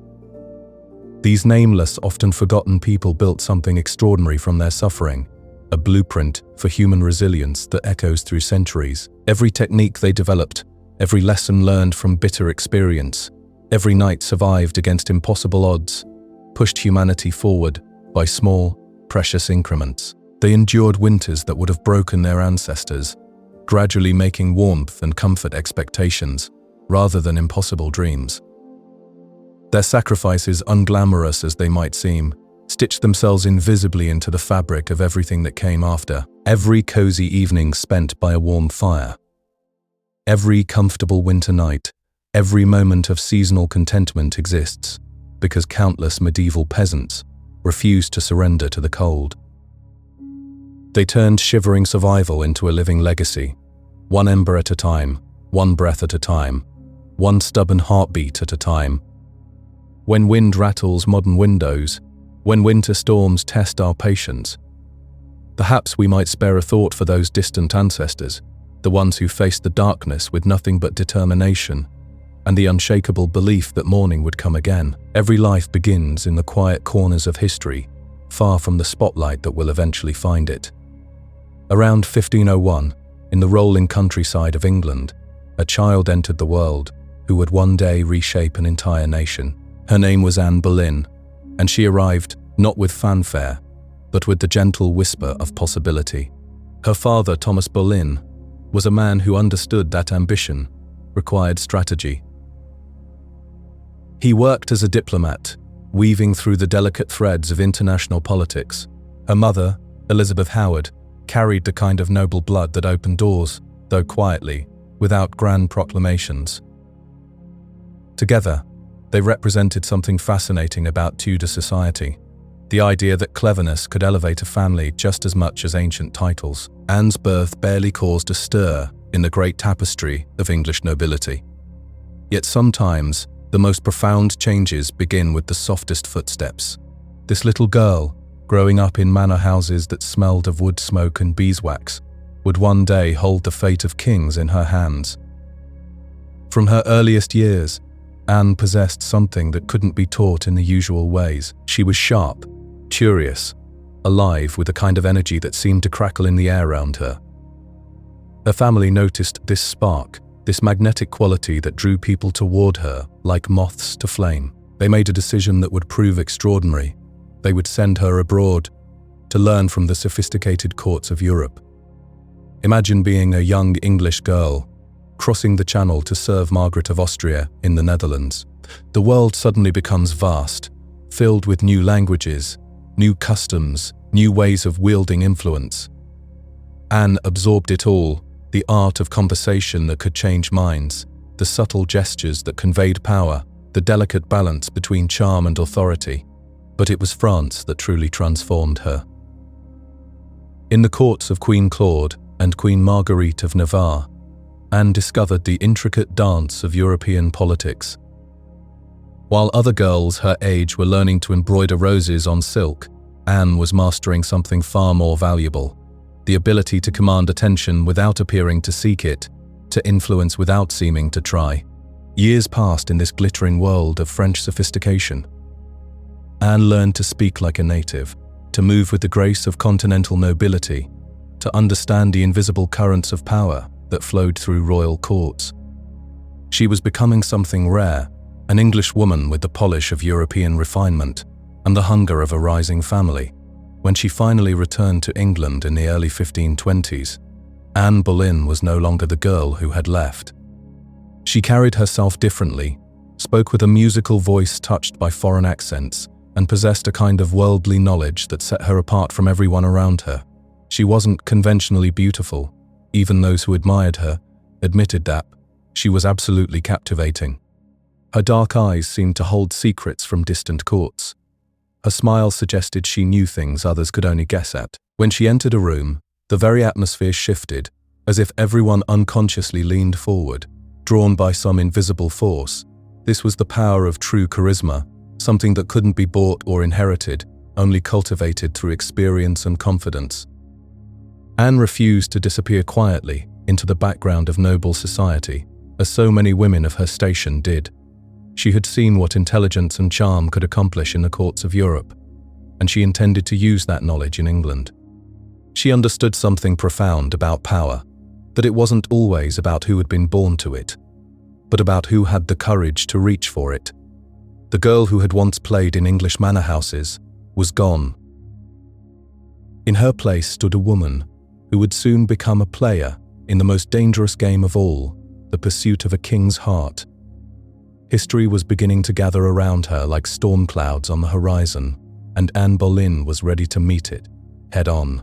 When Anne stepped into the English court as a maid of honor to Queen Catherine of Aragon, she was like lightning striking a still pond. The pale, modest English roses who filled the royal household had never encountered anyone quite like her. Where they were gentle and obedient, Anne was electric and unpredictable. Where they whispered, she laughed with confidence that seemed almost revolutionary. Her dark hair caught candlelight in ways that made people stare. Her quick wit could turn a simple conversation into something that sparkled with hidden meanings. She danced with the fluid grace she had learned in France, spoke multiple languages as easily as breathing, and carried herself with the kind of assurance that made others wonder what secrets she possessed. Even serving in Queen Catherine's shadow, Anne's presence was impossible to ignore. The court, always hungry for gossip and intrigue, began to buzz with whispered conversations about the striking Boleyn girl. Men found excuses to linger where she might pass. Women studied her every gesture, trying to decode the source of her magnetism. But the most dangerous attention of all was yet to come. King Henry VIII, a man accustomed to having every desire fulfilled instantly, began to notice the woman who seemed utterly unimpressed by royal power. His court was filled with eager admirers who swooned at his slightest attention, but Anne was different. She met his gaze directly, answered his compliments with teasing remarks, and somehow managed to make the King of England feel like he needed to earn her approval. Henry was fascinated by this reversal. Here was a woman who didn't fall at his feet, who challenged him instead of flattering him, who seemed to possess a kind of inner fire that matched his own. The more Anne held herself apart, the more desperately he wanted to draw her close. It was a dance as old as time but rarely performed with such high stakes. Letters began to pass between them, filled with the king's growing obsession. He offered her what many women would have considered the ultimate prize, the position of royal mistress, unofficial but immensely powerful. Anne's response stunned everyone who knew of it. She said no. Not with anger or offense, but with a calm certainty that suggested she was playing by entirely different rules. She would not be another forgotten conquest, another name whispered in the shadows of history. If Henry wanted her, truly wanted her, he would have to make her his wife. It was a demand so audacious that the entire court held its breath, waiting to see how the king would respond. After all, Henry was already married to Catherine of Aragon, a woman beloved by the people and protected by powerful family connections across Europe. The very church itself would have to bend or break for Henry to claim Anne as his wife. It seemed impossible, the kind of demand that should have ended with exile or worse. But Anne didn't flinch. She had learned in the courts of Europe that queens wielded a special kind of power, soft but unbreakable, hidden behind elegant smiles but capable of moving mountains. She understood that ambition was always dangerous, but she had decided it was a risk worth taking. Standing in those candle-lit halls, surrounded by whispered speculation and barely concealed shock, Anne Boleyn made her choice. She would not merely be admired or desired. She would change the course of history itself. Long before anyone could have imagined it, a single woman's ambition would shake the foundations of an entire kingdom. Picture, if you will, a king so completely captivated by desire that he would tear down centuries of tradition without a second thought. Henry was utterly consumed, lost in an obsession that would remake England forever. The object of his fixation was Anne, and she understood power in ways that few women of her time dared to contemplate. While other ladies at court played by the old rules, Anne wrote her own. She had learned something crucial, something that would serve her well in the dangerous game she was about to play. Distance creates desire, and she wielded this knowledge like a master craftsman. There was just one rather significant obstacle standing between Henry and his dreams. He already had a wife. Catherine of Aragon had been his faithful companion for 20 long years, a woman who carried herself with the quiet dignity that queens were supposed to possess. She had weathered storms, supported her husband through countless trials, and earned the deep respect of the English people. But Henry's heart had wandered, and his mind began working overtime to justify what his soul desired. He convinced himself that his marriage to Catherine was somehow cursed, somehow wrong in the eyes of heaven. You see, Catherine had once been married to Henry's brother Arthur, who had died young. Never mind that the Pope himself had given special permission for Henry and Catherine to marry all those years ago. Now, suddenly, Henry declared that this very union was damning his eternal soul. The twisted logic of desire can make even kings believe the most convenient lies. Henry bombarded Rome with letters, petitions, and increasingly desperate pleas. His lawyers worked day and night, searching through dusty volumes of church law for any loophole, any precedent that might free their sovereign from his inconvenient marriage. Meanwhile, Anne played her part with the skill of a seasoned diplomat. She never appeared too eager, never seemed to chase what others assumed she desperately wanted. Every glance she gave the king was carefully measured. Every word she spoke was weighed for its effect. She wasn't simply hoping to catch a husband. She was positioning herself to wear the crown of England. The court became a battlefield of whispers and shifting loyalties. Noble families who sensed which way the wind was blowing suddenly found reasons to seek Anne's favor. They brought her gifts, complimented her intelligence, and began treating her with the deference usually reserved for queens. Other families, horrified at what they saw happening, clung desperately to Catherine, praying that this storm would somehow pass. Foreign diplomats wrote frantic letters back to their home countries, trying to explain the impossible situation unfolding in England. European monarchs threatened consequences if Henry proceeded with his reckless plans. Even Henry's own advisors shifted nervously, sensing that the ground beneath their feet was no longer solid. Catherine had powerful allies, including her nephew Charles, who happened to be the Holy Roman Emperor, arguably the most influential man in all of Europe. The Pope found himself caught between an increasingly demanding English king and the political pressure from Catherine's family. It was a chess game, played on the grandest possible scale. As months stretched into years, Henry's frustration grew like a fever. What had begun as personal desire had transformed into something much larger, much more dangerous. This was no longer just about a king wanting to marry his mistress. This had become a direct challenge to the entire structure of European Christianity. Anne understood that she wasn't merely capturing a king's affections. She was pulling an entire nation into uncharted waters. Every day that passed without resolution made their position more precarious, but also more committed to seeing the game through to its conclusion. After nearly 7 years of diplomatic chaos, secret negotiations, and increasingly bold defiance of Rome, Anne's gamble finally paid off. In a quiet ceremony in January 1533, she became Henry's wife. The catch was that, technically speaking, Henry was still married to Catherine in the eyes of most of Europe. By June of that same year, Anne walked down the aisle of Westminster Abbey as Queen of England. The ceremony was magnificent, filled with all the pageantry that such occasions demanded. Golden cloth, precious jewels, and sacred oils that had anointed English monarchs for centuries. Yet, the atmosphere outside the Abbey walls was far from universally celebratory. The people of London watched with mixed emotions. Some cheered for their new queen, caught up in the excitement of witnessing history. Others muttered quiet prayers for Catherine, the woman they still considered their rightful queen. Many simply wondered whether this foreign, influenced woman, with her bold manners and sharp wit, would bring blessing or disaster to England. Anne entered her queenship like a force of nature, where Catherine had embodied traditional virtues like humility and quiet piety.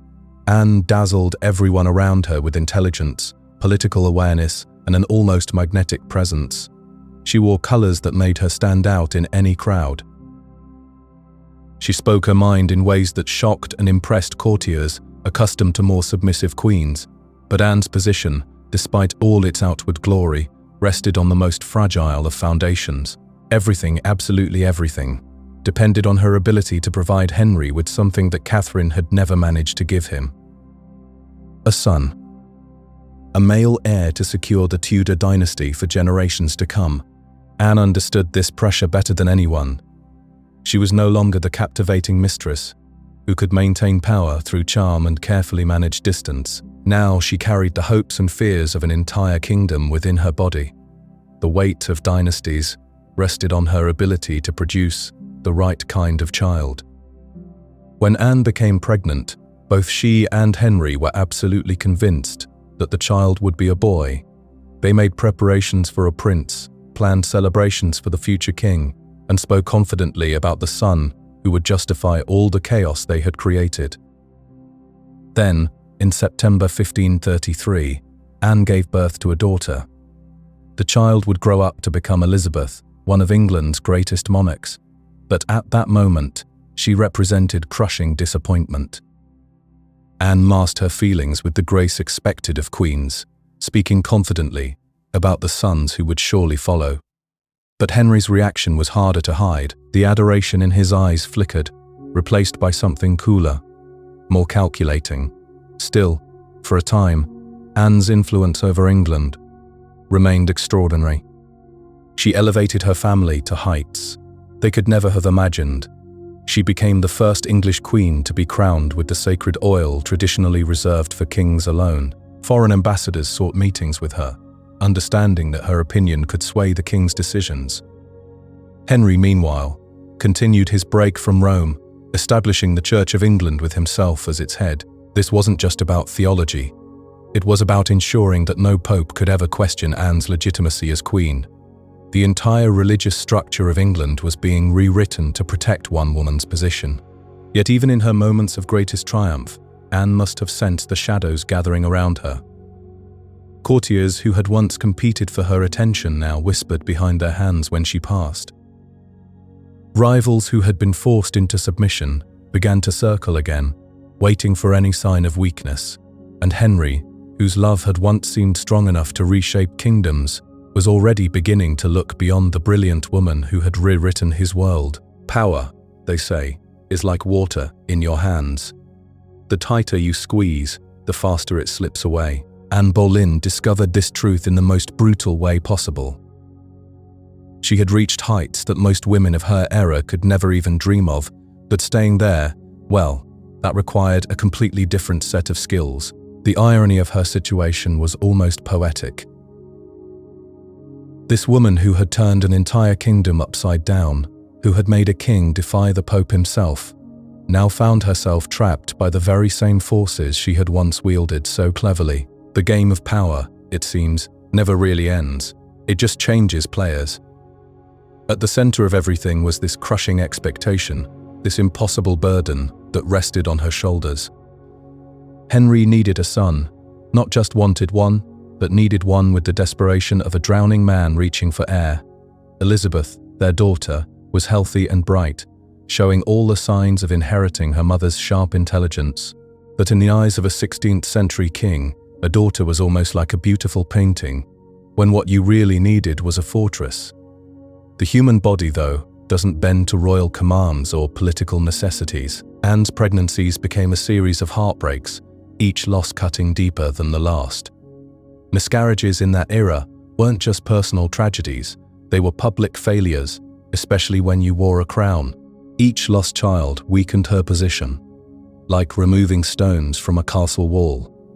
One by one, Henry, who had once written her love letters, filled with passion and promises, began to change. Love, particularly the kind that burns bright and fast, often leaves cold ashes behind. The man who had defied Europe for her attention now found her presence irritating, her voice too sharp, her demands too frequent. It's fascinating how the very qualities that attract us to someone, their fire, their independence, their refusal to be quiet, can later become the things that drive us away. Meanwhile, the enemies she had made during her rise were gathering like storm clouds. Power creates enemies almost automatically, especially when that power challenges old traditions and comfortable arrangements. The supporters of Catherine of Aragon, Henry's first wife, had never forgiven Anne for what they saw as theft of the highest order. To them, she would always be the other woman, the one who broke apart a sacred marriage. Even ordinary people, far from the glittering halls of court, whispered against her. They blamed her for the religious upheaval, for the break with Rome, for the changes that had turned their familiar world upside down. It's curious how people need someone to blame when their world shifts, and Anne, visible and foreign and different, made a perfect target. Then came Jane Seymour, quiet as morning mist, offering everything that Anne was not. Where Anne challenged and debated and demanded, Jane smiled and agreed and deferred. It's one of history's cruel patterns, how the qualities that help you win a prize are often exactly the wrong ones for keeping it. Henry, tired of arguments and drama, found Jane's gentle compliance soothing, like cool water on a fevered brow. Anne saw the danger immediately, her political instincts still sharp despite everything. She tried to fight back, to reclaim the attention and affection that had once been hers, without question. She made promises, offered bargains, tried to rekindle the old fire. But love, once it starts to die, is nearly impossible to resurrect, especially when someone new is offering what feels like peace. Thomas Cromwell, who had once been her ally in reshaping England's religious landscape, now saw her as an obstacle. Politics makes for strange partnerships and even stranger betrayals. Cromwell wanted stability and royal favour, while Anne wanted reform and justice for the poor. Their goals, once aligned, now pulled in opposite directions like horses trying to turn different ways. The attack, when it came, wasn't dramatic or obvious.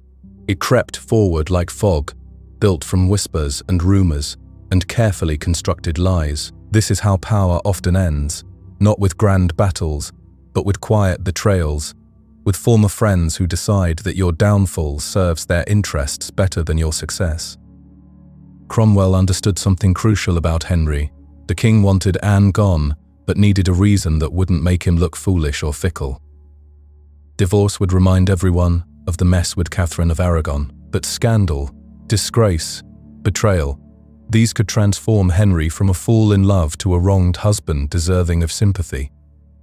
The charges they built were wild and theatrical: adultery with multiple men, including her own brother, conspiracy against the crown, treason of the highest order. The accusations were so extreme, they almost defeated themselves, riddled with impossibilities and contradictions that any careful examination would have revealed. But careful examination was never the point. Under torture, confessions emerged like flowers blooming in poisoned soil. Courtly flirtations, the kind of playful banter that happened every day in royal circles, suddenly became evidence of dark crimes. Men who had simply danced with the Queen or exchanged pleasantries found themselves facing execution Fear spread through the court like wildfire, everyone suddenly remembering urgent business elsewhere. Anne fought desperately as the walls closed in around her. She appealed to Henry's memory, to the love letters he had written, to the promises he had made, but the man who had once torn his kingdom apart for her now wouldn't even look in her direction. It's heartbreaking how completely love can turn to indifference, how someone who once seemed willing to move mountains for you can suddenly act as if you never existed. The Tower of London, that ancient fortress by the Thames, had seen many prisoners over the centuries, but few arrivals were as dramatic as Anne Boleyn's. The woman who had once entered it for her coronation celebrations now passed through its gates as a condemned prisoner. The same stones that had witnessed her triumph now watched her downfall, silent and unchanging, while human fortunes rose and fell around them. In those cold stone rooms, Anne must have reflected on the strange journey that had brought her there, from a minor noble's daughter to Queen of England to prisoner awaiting execution, all in the span of a few short years. Power had lifted her higher than she had ever dreamed possible, and then dropped her just as dramatically. The game she had played so brilliantly had finally found a way to defeat her, not through her weakness, but through the very strengths that had once made her unstoppable. There's something almost haunting about the way power can turn on itself, isn't there? One moment you're standing at the very top of the world, and the next, that same world is plotting your destruction. Anne Boleyn learned this lesson in the most brutal way possible, when the great hall of the Tower of London became her courtroom. Picture this scene, if you will. The woman who had once danced in these very halls, who had whispered secrets to a king, now stood as a prisoner, the nobles sitting in judgment before her. These were men who owed everything to her rise, their titles, their fortunes, their very positions in court. All of it had come from riding her wave to power, and now here they sat, cold as winter stone, ready to wash their hands of her entirely. The charges they read out were truly shocking. Adultery, they said, with not one man, but several. Even more unthinkable, they accused her of intimate relations with her own brother, George Boleyn, high treason against the crown, conspiracy against the very king who had moved heaven and earth to marry her. In any other time, in any other place, such accusations against an anointed queen would have been absolutely unthinkable. But this wasn't really about truth, was it? This was theatre, pure and simple. A carefully choreographed performance designed to give Henry VIII exactly what his heart now desired. Anne's complete and utter destruction, all wrapped up in a neat little package of legal proceedings, the kind of spectacle that would let everyone sleep better at night, convinced they'd done the right thing. Anne herself, though, she wasn't going down without a fight. She defended herself with that same fire, that same brilliant intelligence that had first caught Henry's attention all those years ago. Every accusation she met with precision. Every lie she countered with unwavering composure that actually managed to astonish even her enemies. Can you imagine that kind of strength? She reminded them all of something they seemed to have forgotten. She had been crowned with sacred oil, chosen by God himself, anointed as Queen of England. She spoke of her loyalty, her sacrifices, the love she had given so freely.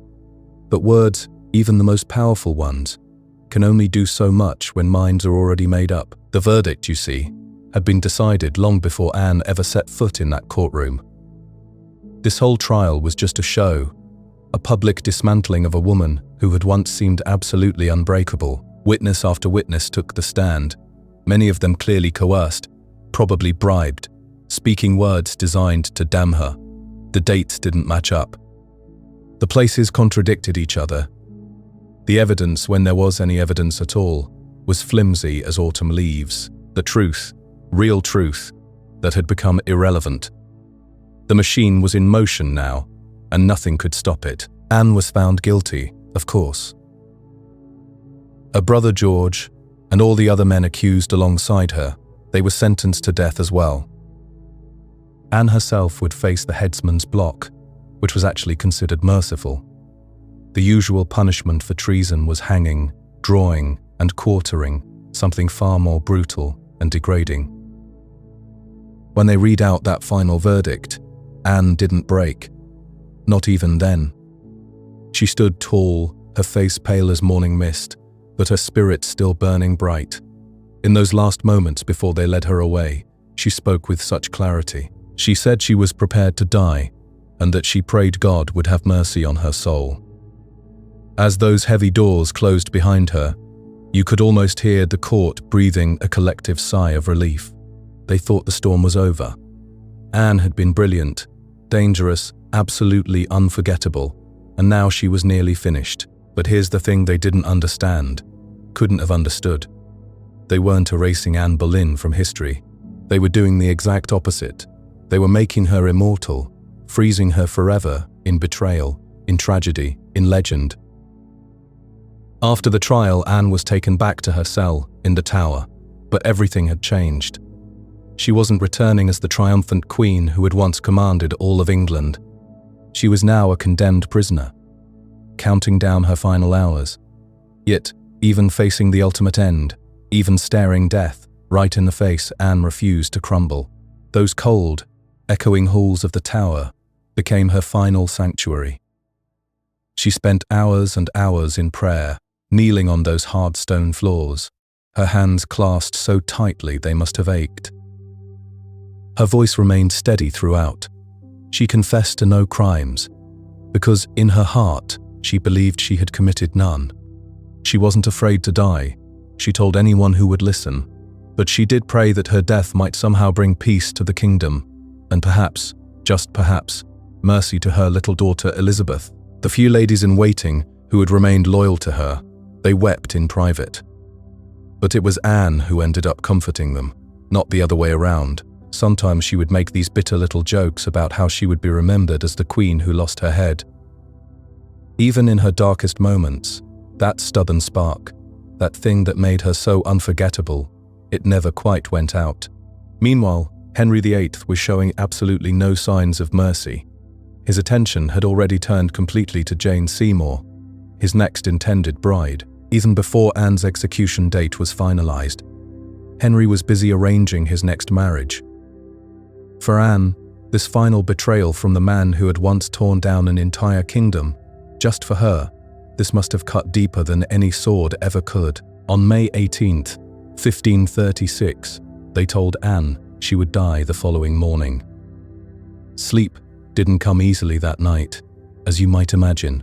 Instead, she spent those precious final hours in prayer, asking God for forgiveness, not just for herself, but for all those who had wronged her. Perhaps there was something in her that still understood the ambition and pride that had led her to this moment. Henry, in what might have been a flicker of royal kindness, or perhaps just guilt, had arranged for a French swordsman to carry out the execution. Faster than an axe, cleaner, less brutal. It was a small mercy, though it was probably bought more for the king's troubled conscience than for Anne's comfort. At dawn, Anne dressed with extraordinary care for her final performance. A dark grey gown made of damask, trimmed with fur, a crimson skirt beneath. Colours of dignity, colours of sacrifice. She pinned up that famous dark hair and tucked it carefully beneath a simple cap, ready to face the blade with all the grace she could muster. As the Tower's cold morning mist swirled around the ancient courtyard stones, Anne Boleyn stepped forward.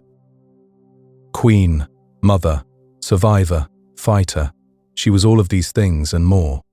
There would be no tears that morning, no desperate pleas for mercy, just one final act of courage, performed before history's unforgiving judgment. Her end was near, but in a way, her story was just beginning. In the early hours of a grey May morning in 1536, something remarkable happened within the ancient walls of the Tower of London. The air hung still and heavy, as if the very stones themselves understood the weight of what was about to unfold. Anne Boleyn, once the most powerful woman in England, stood facing her final moment with a composure that left witnesses speechless. You have to imagine the scene, really. Here was a woman who had once danced with kings, who had worn crowns and commanded rooms with just a glance. Now she wore simple grey cloth, her face pale but serene, her hands steady. The small crowd that had gathered, mostly courtiers and guards, watched in absolute silence. There were no tears, no desperate pleas. Instead, Anne chose her final words with the same careful precision she had once used to navigate the treacherous waters of Henry's court. What she said next would have surprised even her enemies. She prayed for the king's health and prosperity, the very man who had orchestrated her downfall. Think about that for a moment. In her last breath of freedom, she chose forgiveness over accusation, grace over revenge. It was perhaps the most powerful thing she could have done. The executioner had been brought specially from France, a master of his grim craft who could promise a swift, clean death. Anne knelt upright, her eyes turned toward the sky, a white cloth tied gently around her face. The sword moved once, quick as lightning, and England's second queen was gone. But here's where the story takes an almost magical turn. They buried her hastily in an unmarked grave, laid her to rest in nothing more than an arrow chest, because nobody had bothered to prepare a proper coffin for a queen. It seemed like the end of her influence, the final erasure of her legacy. History, though, had other plans entirely. That little girl, Elizabeth, the daughter whose birth had once disappointed a king so deeply, would grow up to become something extraordinary. She would rule England for 45 years, transform it into a global power, and usher in an age of art and exploration that still takes your breath away. Elizabeth inherited more than just her mother's crown. She inherited Anne's sharp mind, her political instincts, and that fierce, unbreakable spirit. Anne's ambition had already changed everything, really. Her determination to marry Henry had triggered England's break with Rome, giving birth to the Church of England and reshaping the religious landscape of an entire nation. Through her daughter, that influence would ripple outward for decades, touching everything from literature to naval exploration to the very concept of what it meant to be English. It's funny how history works sometimes. Anne lost everything: her marriage, her crown, her life. But in the end, she achieved a kind of immortality that no amount of gold or ceremony could have guaranteed. Her blood ran in the veins of one of history's greatest monarchs, and her story became the stuff of legend. Meanwhile, across the Atlantic Ocean, another kind of revolution was slowly brewing. By the 1770s, the relationship between Britain and its American colonies had soured, like milk left too long in the sun. What had once been a source of pride, this connection to the mighty British Empire, had transformed into something bitter and resentful. The trouble hadn't started overnight. For years, Parliament had been passing laws and imposing taxes that felt like slaps in the face to colonists who had no voice in making those decisions. First came the Stamp Act, which put taxes on practically everything made of paper, from newspapers to playing cards. Then the Townshend Acts followed, taxing basic necessities like glass and paint and paper. Each new law felt like another stone thrown at a window that was already cracking. The colonists tried everything they could think of at first. They wrote polite petitions, organized boycotts, published passionate pamphlets, explaining why these taxes were unfair. Sometimes it even worked. Parliament would back down and repeal a particularly unpopular law. But then, inevitably, new taxes would appear, new restrictions would be announced, and the cycle would begin again. What made it all so infuriating wasn't really the money involved. The actual amounts were fairly modest by British standards. What drove the colonists to fury was the principle behind it all. They were being treated like children, taxed without their consent, governed by people who lived thousands of miles away and seemed to have no understanding of American life. Boston became the center of all this anger and frustration. Groups like the Sons of Liberty grew bolder and louder with each passing year. The city buzzed with revolutionary talk, with secret meetings and underground newspapers spreading ideas that would have been considered treasonous just a few years earlier.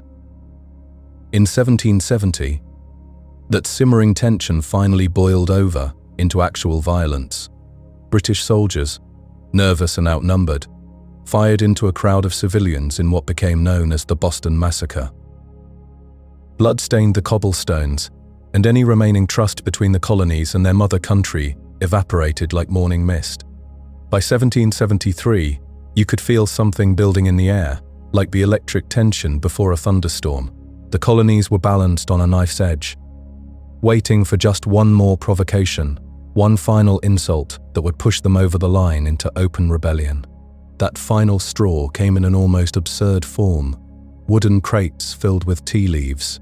Such a small thing, really, such an ordinary commodity. But when those crates of tea were dumped into Boston Harbor on a cold December night, the ripples spread out like stones thrown into still water. The American Revolution had begun, though nobody quite realized it yet. The world was about to change again, just as it had in that grey dawn at the Tower of London, more than 2 centuries earlier. History has this way of turning on the smallest moments, the quietest decisions, the simplest acts of defiance. A queen choosing forgiveness over revenge, colonists choosing tea over submission, ordinary people making choices that echo through the centuries. The year 1773 unfolded like a slow-burning fuse, and Parliament, sitting comfortably across the ocean, made what they believed was a brilliant move. They crafted something called the Tea Act, thinking they could solve 2 problems at once. The British East India Company was drowning in debt, struggling to stay afloat, and the American colonies needed to remember who was really in charge. On the surface, this seemed like genius. Cut out the middlemen, they reasoned. Let the company sell tea directly to the colonies. Prices would drop. Everyone loves a bargain, and surely the colonists would be grateful for cheaper tea.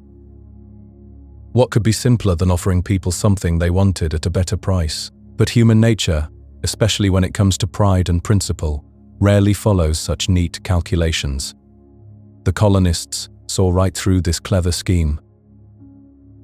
Yes, the tea might cost a few pennies less, but that hated tax, the one that had been grinding against their sense of justice for years, remained firmly attached to every shipment. You see, accepting discounted tea meant something far more dangerous than saving money. It meant acknowledging that Parliament could reach across the Atlantic and pick their pockets whenever it pleased. For people who had been wrestling with questions of representation and rights for over a decade, this wasn't just about commerce, it was about the very foundation of their future.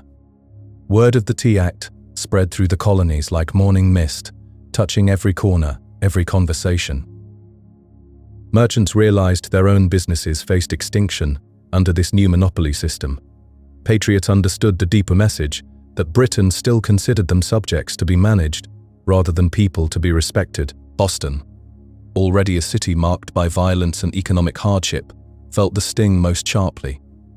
The memory of British soldiers firing into crowds still haunted the streets. The people there had learned to read between the lines of British policy, and they recognized this tea offer for what it truly was, a trap wrapped in the appearance of generosity. Something remarkable began happening in meeting halls and public squares throughout the colonies. Ordinary people, farmers and craftsmen and shopkeepers started gathering to discuss what this all meant. The Sons of Liberty, those organized voices of resistance, found eager audiences wherever they spoke. Samuel Adams and his fellow organizers watched as their message took root in fertile ground. The response was swift and decisive. Port after port turned away the tea ships, sending them back to sea with their cargo intact. From New York's busy harbor to Charleston's southern docks, the answer rang out clearly. These communities would not be purchased, not even at a discount, but Boston's fate twisted along a different path.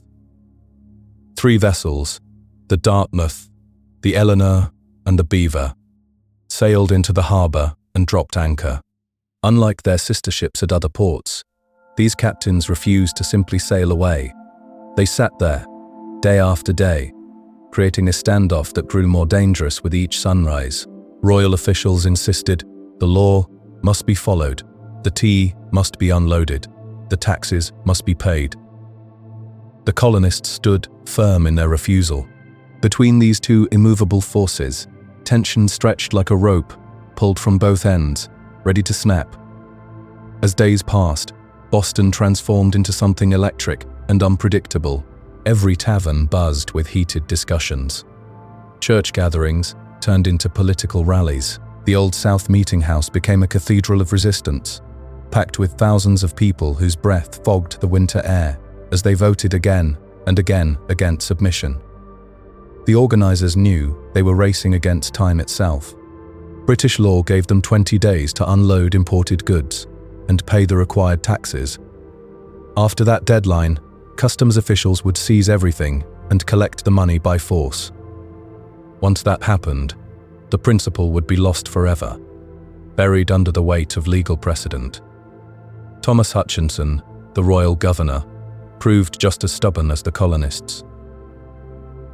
He refused to grant the ships permission to leave with their cargo, insisting that British law must be respected regardless of colonial feelings. To him, yielding to mob pressure meant admitting that royal authority meant nothing in the face of popular anger.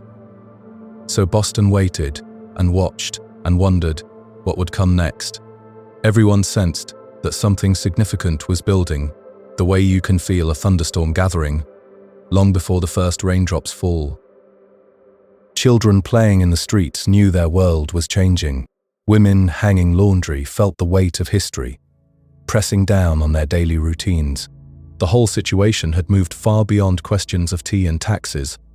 It had become a test of wills, a moment when people had to decide what kind of future they wanted to build. Would they accept the role of grateful subjects, thankful for whatever small mercies their distant rulers chose to grant? Or would they insist on having a voice in the decisions that shaped their lives? December 16th arrived like any other winter day, cold and grey, with that particular sharpness that cuts through even the heaviest coat. But beneath the ordinary surface of morning routines and daily business, something extraordinary was taking shape. Plans that had been whispered in back rooms and debated in late-night meetings were finally ready to emerge into the light. The people of Boston were about to discover just how far they were willing to go to defend an idea, and the world was about to witness what happens when ordinary individuals decide they would rather risk everything than surrender their principles for the promise of cheaper tea. Winter had settled deep into Boston's bones by 1773, and the harbor held secrets that would change everything. Picture those dark waters, cold and restless, reflecting the lights of a city that didn't yet know it was about to make history. 3 ships sat anchored there, like giant wooden sentinels keeping watch: the Dartmouth, the Eleanor, and the Beaver. Their names would soon echo through time, but for now, they simply waited, heavy with cargo that nobody wanted to touch. You see, there's something almost magical about deadlines. They have this way of forcing decisions that might otherwise never get made. British law was quite specific about this particular deadline: 20 days to unload cargo and pay the required taxes. No exceptions, no negotiations. The tea inside those ships wasn't just any ordinary cargo. Each wooden chest represented something much larger, a principle that people were willing to risk everything to defend. Sometimes the smallest things carry the weight of the world, and tea leaves had somehow become symbols of freedom itself. Boston's largest building was the Old South Meeting House, and on this particular day, it couldn't hold all the people who needed to be heard. Thousands packed inside, while others pressed against the walls outside, everyone straining to catch fragments of the passionate speeches echoing within.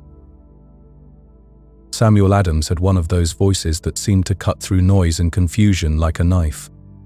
When he spoke, people listened, not just because of his words, but because of the conviction behind them. He'd become the unofficial voice of rebellion, though rebellion wasn't quite the right word yet. The countryside surrounding Boston was frozen and harsh, but that hadn't stopped people from walking for miles, just to be part of this moment.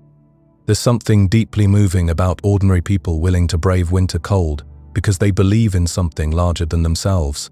Speaker after speaker rose to address the crowd, each one adding fuel to a fire that had been smoldering for months. The Tea Act wasn't just about money, it was about who got to make decisions and who had to live with the consequences. Governor Thomas Hutchinson represented the unmovable force of British authority. He'd made his position clear: The ships would not leave without unloading their cargo. The law would be enforced, and that was final. Sometimes history turns on the stubbornness of individuals who refuse to bend. The afternoon stretched on with riders, galloping in and out, carrying news between the meeting house and the governor's residence. Each report brought the same message. No compromise would be offered. No middle ground existed. Uncertainty hung over the crowd like winter fog. Everyone understood that whatever happened next would have consequences that rippled far beyond Boston's borders. How do you stand up for principle without starting a war? How do you resist without inviting retaliation? When Samuel Adams finally stood and delivered his simple declaration that this meeting could do nothing more to save the country, everyone knew the talking had ended. Sometimes the most powerful statements are the shortest ones. The war whoop that split the evening air wasn't random noise. It was a signal that had been agreed upon beforehand. Organization and spontaneity had merged into something that looked chaotic, but was actually quite planned. The disguises were fascinating in their symbolic power. Men smeared soot on their faces and roughed themselves in rough blankets, adding feathers to create crude imitations of Mohawk warriors. They weren't trying to fool anyone. They were trying to transform themselves. There's something profound about the act of disguise, the way it allows people to step outside their normal identities and become something else entirely. These weren't just merchants and craftsmen anymore. They were symbols of resistance. Griffin's Wharf stretched out into the harbor, like a wooden finger pointing toward the waiting ships. As darkness settled over the water, figures began moving with quiet purpose toward their destination. The precision was remarkable. No shouting, no chaos, no random violence. This was rebellion with discipline, resistance with rules. The few sailors still aboard the ships were pushed aside but not harmed, witnesses to something they probably never expected to see. Hatchets and clubs split open, wooden chest after wooden chest, releasing the sharp fragrance of fresh tea into the cold night air. 342 containers in total, each one representing a small fortune that was about to disappear into Boston Harbor. The splashing sounds echoed across the still water as chest after chest was heaved overboard. Thousands of pounds of tea leaves swirled into the dark harbor, creating patterns that caught the moonlight like strange underwater flowers. British guards stationed nearby could have intervened but chose not to. Whether from confusion, sympathy, or simple practicality, they watched in silence as the night's work continued. Sometimes the most important decisions are the ones not to act. Spectators lined the wharf, drawn by the commotion that held back by the solemnity of the moment. This wasn't entertainment, it was transformation, the moment when talking became action and action became history. The discipline shown by the disguised men was extraordinary. In a town where many families struggled to put food on the table, valuable cargo sat within easy reach, yet nothing was stolen except the tea itself. Principle had overcome opportunity. When the last chest had been broken and dumped, Boston Harbor resembled a giant brewing pot, dark water swirling with torn wood and soggy tea leaves. The scent that filled the night air was strange and bittersweet, like the smell of change itself. The men melted back into the shadows as quietly as they had emerged, leaving behind a harbor full of evidence and a city that would wake up to find everything had changed. Sometimes history happens in a single night, when ordinary people decide they've had enough. Picture Boston as dawn breaks, after one of the strangest nights in American history. The harbor smells like tea, a thick, salty tea scent that hangs in the morning air like fog. Thousands of pounds of precious leaves float on the water's surface, creating dark patches that bob and drift with the tide. The men who caused all this chaos had already melted away into the narrow streets and shadowy alleys, disappearing like ghosts before anyone could catch their faces or learn their names. They weren't drunk troublemakers or angry rioters. These were organized, disciplined people who had planned something extraordinary, something that would change everything. When the sun came up, Boston felt different, quieter somehow, as if the whole city was holding its breath. People started emerging from their homes, drawn to the harbor by curiosity and whispers. What they saw was remarkable. A giant harbor turned into the world's largest tea bowl, with soggy leaves floating everywhere, like strange seaweed. Some curious folks tried to scoop up handfuls of the waterlogged tea, maybe thinking they could dry it out and use it later, but members of the Sons of Liberty were still patrolling the docks, making sure nobody took anything home. This wasn't about getting free tea, they insisted. This was about something much bigger, something called principle. The news spread through Boston faster than fire through dry grass. By midday, everyone knew what had happened, from young apprentices learning their trades to wealthy merchants in their counting houses. People gathered on street corners, in taverns, in shops, all talking about the same incredible thing. But not everyone was celebrating. The reaction split the city right down the middle, like a crack in ice. Patriots felt this surge of fierce pride, this amazing feeling that ordinary people had actually stood up to the most powerful empire on earth and won a victory for freedom. On the other side, loyalists and moderate folks were absolutely horrified. To them, destroying all that property seemed reckless and dangerous, like crossing a line that maybe couldn't be uncrossed. They worried about what might come next, what terrible punishment might fall on their city. Governor Thomas Hutchinson paced around his fancy mansion, absolutely furious. He wasn't just angry about the ruined tea, though that was bad enough. He was terrified by what this act of defiance might inspire.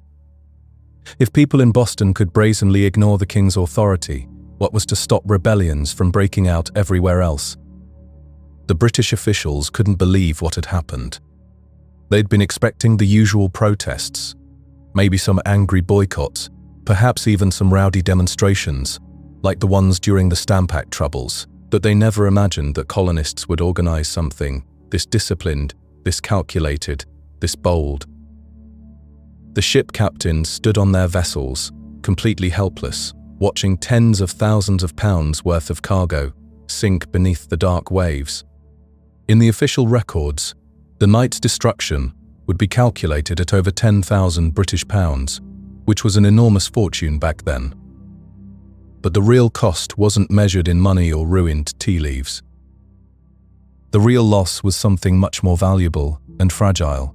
The trust between Britain and her American colonies, the loyalty that had held the empire together, the comfortable illusion that Britain still ruled with her subjects' willing consent. Something had definitely shifted that night, something deep and permanent. A truth had emerged from those tea-stained waters, clear and undeniable. The age when people would protest politely and then go quietly home was ending. A confrontation was coming, and Boston had shown it was ready. When the news finally crossed the Atlantic Ocean and reached London, the reaction was immediate and explosive. British officials didn't see this as just another colonial protest. They saw it as open rebellion, a mocking challenge to royal authority that absolutely could not be ignored or forgiven. King George III, when he heard what had happened in Boston Harbor, reportedly grew ice-cold with anger. Parliament, already frustrated after years of colonial disobedience, erupted in outrage. They demanded harsh punishment, not just for Boston, but as a warning to every other American colony that might be getting similar ideas. The result was a series of laws so severe that Americans quickly started calling them the Intolerable Acts. The first punishment came swiftly and brutally, the Boston Port Act. With one legislative stroke, Parliament ordered the complete closure of Boston's busy harbor, the economic heartbeat of the entire city. Ships could no longer enter or leave. Trade disappeared overnight. Goods and supplies stopped flowing. Boston, which had always been vibrant and bustling with activity, grew strangely quiet. The docks that had once echoed with shouting merchants and creaking cargo became eerily still. But Parliament wasn't finished punishing. The Government Act stripped the colony of its rights to govern itself, placing it firmly under officials appointed directly by the King. The Administration of Justice Act allowed British officials accused of crimes to be tried back in Britain, sending a clear message that royal authorities were completely untouchable. And to make absolutely sure the colonies understood that force was always an option, British soldiers were quartered throughout Boston, living right among the citizens they were meant to intimidate and control. The message couldn't have been clearer. Rebellion would be crushed completely. Liberty was a luxury the crown would no longer permit its subjects to enjoy. But something unexpected happened. Instead of frightening the other colonies into quiet submission, Parliament's heavy-handed punishment actually outraged them. News of Boston's suffering, of its port sealed shut, of its people struggling under martial law, stirred up deep sympathy and righteous anger throughout America. Wagon loads of food and supplies began pouring into Boston from neighboring colonies. Letters of support arrived daily, along with pledges of unity and secret promises of aid. What Britain had intended as an example of swift justice had become something entirely different, a rallying cry that would unite the colonies in ways they had never been united before. Something fascinating happens when you try to make an example out of someone. Sometimes, instead of scaring everyone else, you accidentally create a hero. That's exactly what Britain discovered when they decided to punish Boston for dumping all that tea into the harbor. Picture this, if you will. For decades, the American colonies had been like a bunch of siblings who couldn't quite get along. Massachusetts argued with Virginia over trade. Pennsylvania looked down on South Carolina. New Hampshire barely talked to anyone. They were scattered, competitive, more interested in their own problems than anyone else's troubles. But then Parliament did something that changed everything. They looked at Boston and said, "We're going to make you pay." They closed the harbor completely. Ships that had once filled the port with cargo and life now sat empty and silent. They stripped away Massachusetts's right to govern itself. Suddenly, decisions that had been made by local people were being made by strangers across an ocean. The shock of it all rippled outward like stones thrown into still water. In Virginia, plantation owners put down their newspapers and felt a chill. If it could happen to Boston, they realized it could happen to anyone. In Pennsylvania, merchants calculated what it would mean if their own harbors were suddenly sealed shut. The message from London was clear. Step out of line, and this could be you. But here's where Britain made their first big miscalculation. Instead of cowering, the other colonies did something unexpected. They rallied around Boston like family members rushing to help an injured sibling. Wagons began rolling northward, loaded with food, supplies, whatever Massachusetts needed to survive. Letters poured in from every corner of the continent, promising support and solidarity. Town meetings that had once focused on local issues now buzzed with anger about what was happening hundreds of miles away. Newspaper printers worked through the night, their presses churning out stories that spread the outrage from colony to colony. The punishment of Boston had become everyone's problem. And then, in the autumn of 1774, something truly remarkable happened. Representatives from 12 of the 13 colonies gathered in Philadelphia for what they called the Continental Congress. Think about how extraordinary this was. Men who had been virtual strangers, regional figures known only in their own corners of America, now sat in the same room, united by a common cause. George Washington traveled up from Virginia. The Adams cousins, John and Samuel, came down from Massachusetts. Patrick Henry made the journey from his beloved Virginia countryside. These weren't professional politicians, mind you. They were planters, lawyers, merchants, men who had never imagined they'd be sitting together, planning resistance against the British Empire. Their official goal, at least the one they wrote down, wasn't independence. Most of them still hoped they could work things out, return to the old relationship where Britain was the parent and they were the respectful but increasingly independent children. But underneath the polite language of their petitions, something deeper was growing. They agreed to something that would have been unthinkable just months before: a complete boycott of British goods.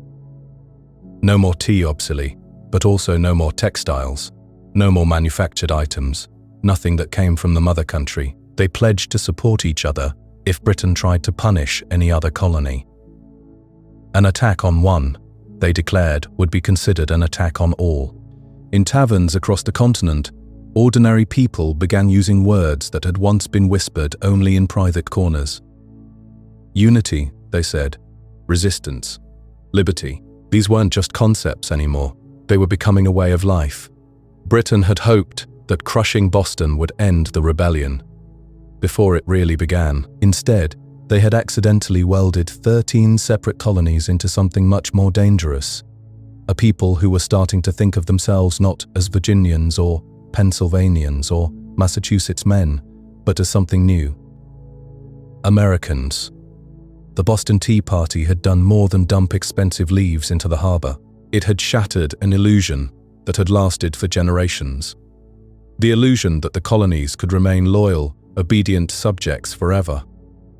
When those crates sank beneath the dark waters of Boston Harbor, they took with them any hope of returning to the way things used to be.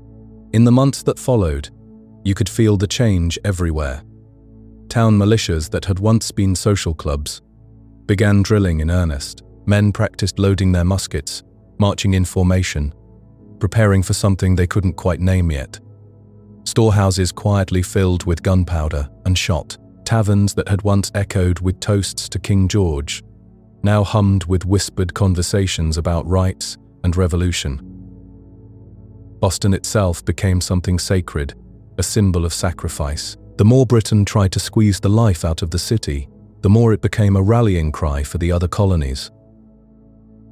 Every empty ship that passed the sealed harbor reminded everyone that tyranny had met its match in American stubbornness. By the spring of 1775, the tension had stretched as tight as a violin string. British soldiers, sent to confiscate weapons from colonial militias, marched into the countryside outside Boston. They expected to find scattered farmers who would scatter at the sight of professional troops. Instead, in the villages of Lexington and Concord, they found something they hadn't bargained for. Ordinary men, farmers and shopkeepers and craftsmen, standing in formation with muskets in their hands. Men who had decided that some things were worth fighting for. The first shots of the American Revolution rang out in the early morning air, a direct line connecting back to that December night when colonists chose principle over profit. Revolution, it turns out, doesn't always announce itself with grand proclamations and waving flags. Sometimes it begins quietly, with a small group of people standing in the cold, choosing defiance over comfortable submission. When those colonists dumped the tea, they weren't just rejecting attacks, they were rejecting an entire way of thinking about power and authority. The road ahead would be long and bloody and uncertain. Men would die for ideas that existed only in their hearts and minds. But something had crystallized that night in Boston Harbor, something that couldn't be undone. The American colonies were no longer subjects of the British Crown. They were something new, something the world had never quite seen before. They were revolutionaries, and their story was just beginning. In a world where sand stretches endlessly toward the horizon, where the sun burns everything it touches, where most would see only emptiness, something remarkable happened.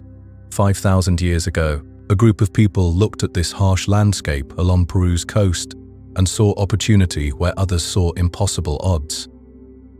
The Super Valley wasn't kind to anyone. Water came in whispers, not rivers. The earth cracked under relentless heat. Winds carried dust storms that could blind you for days. Yet somehow, in this place that seemed to reject life itself, people began to dream of something bigger. They called their city Carroll, though we wouldn't know that name for thousands of years. These ancient people had no idea they were building one of humanity's first great cities. They simply knew they wanted to create something lasting, something meaningful, in a place where survival already felt like victory. What's fascinating is how they did it. No metal tools clinked against stone. No wheels rolled across their construction sites. No written plans guided their work. They built with their hands, their minds, and an understanding of their environment that seems almost magical to us now. The river, thin as it was, became their partner. They learned to read its moods, to capture its precious water when it flowed, to store it when drought threatened. They developed irrigation systems that turned barren ground into fertile fields. Cotton grew where desert once ruled, Sweet potatoes sprouted from soil that looked hopeless. Cotton became their gold, not because it glittered, but because it connected them to the wider world. They spun it into fishing nets, wove it into textiles, traded it with coastal communities. Suddenly, this isolated desert settlement had friends, trading partners, a network that stretched along the Pacific shore. Their city grew slowly, thoughtfully, plaza by plaza, pyramid by pyramid, home by home. They weren't rushing to build the tallest structures or the most impressive monuments. They were creating spaces for community, for ceremony, for the daily rhythms of life that matter most. The pyramids of Caral rose not from ego, but from shared purpose. These weren't tombs for dead kings, but gathering places for living communities. People climbed these stone steps to celebrate harvests, to mark seasons, to come together in ways that bound them as one people. What strikes you most about Caral is its peace. No walls protected the city. No weapons scatter the archaeological sites. No evidence of warfare mars their story. In a world where power often came from the sword, these people chose a different path. They built influence through trade, through innovation, through the simple act of creating something beautiful in an unlikely place. For decades, maybe centuries, Caral thrived. Children played in its plazas. Farmers tended crops that shouldn't have grown. Traders brought shells from distant beaches, stories from faraway lands. Musicians played flutes carved from condor bones. The sound of human laughter echoed off pyramid walls. And then, as quietly as it had risen, Caral began to fade. Maybe the climate changed. Maybe trade routes sifted. Maybe the river finally gave up its fight against the desert. The people didn't vanish dramatically. They simply moved on, seeking new opportunities, carrying their knowledge to other valleys, other rivers, other dreams. The desert reclaimed what the desert had briefly shared. Sand covered the plazas, wind weathered the pyramids until they looked like natural hills. Caral disappeared so completely that for thousands of years, travelers walked right past it without knowing they were stepping over one of humanity's greatest achievements. Time buried Caral beneath layers of dust and forgetting. Egyptian pyramids rose and became famous. Mesopotamian cities grew and filled history books. Stonehenge attracted pilgrims and scholars, but Caral slept on, unknown, unnamed, unrecognized for what it truly was. It wasn't until the late 20th century that archaeologists finally understood what lay hidden in the Super Valley. Ruth Shady and her team began carefully brushing away millennia of sand and silence.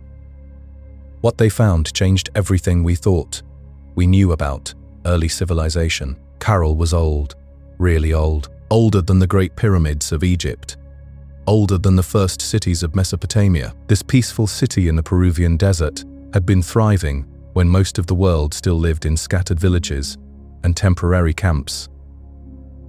The discovery forced scholars to redraw their maps of human progress. Civilization hadn't spread from just one or two places.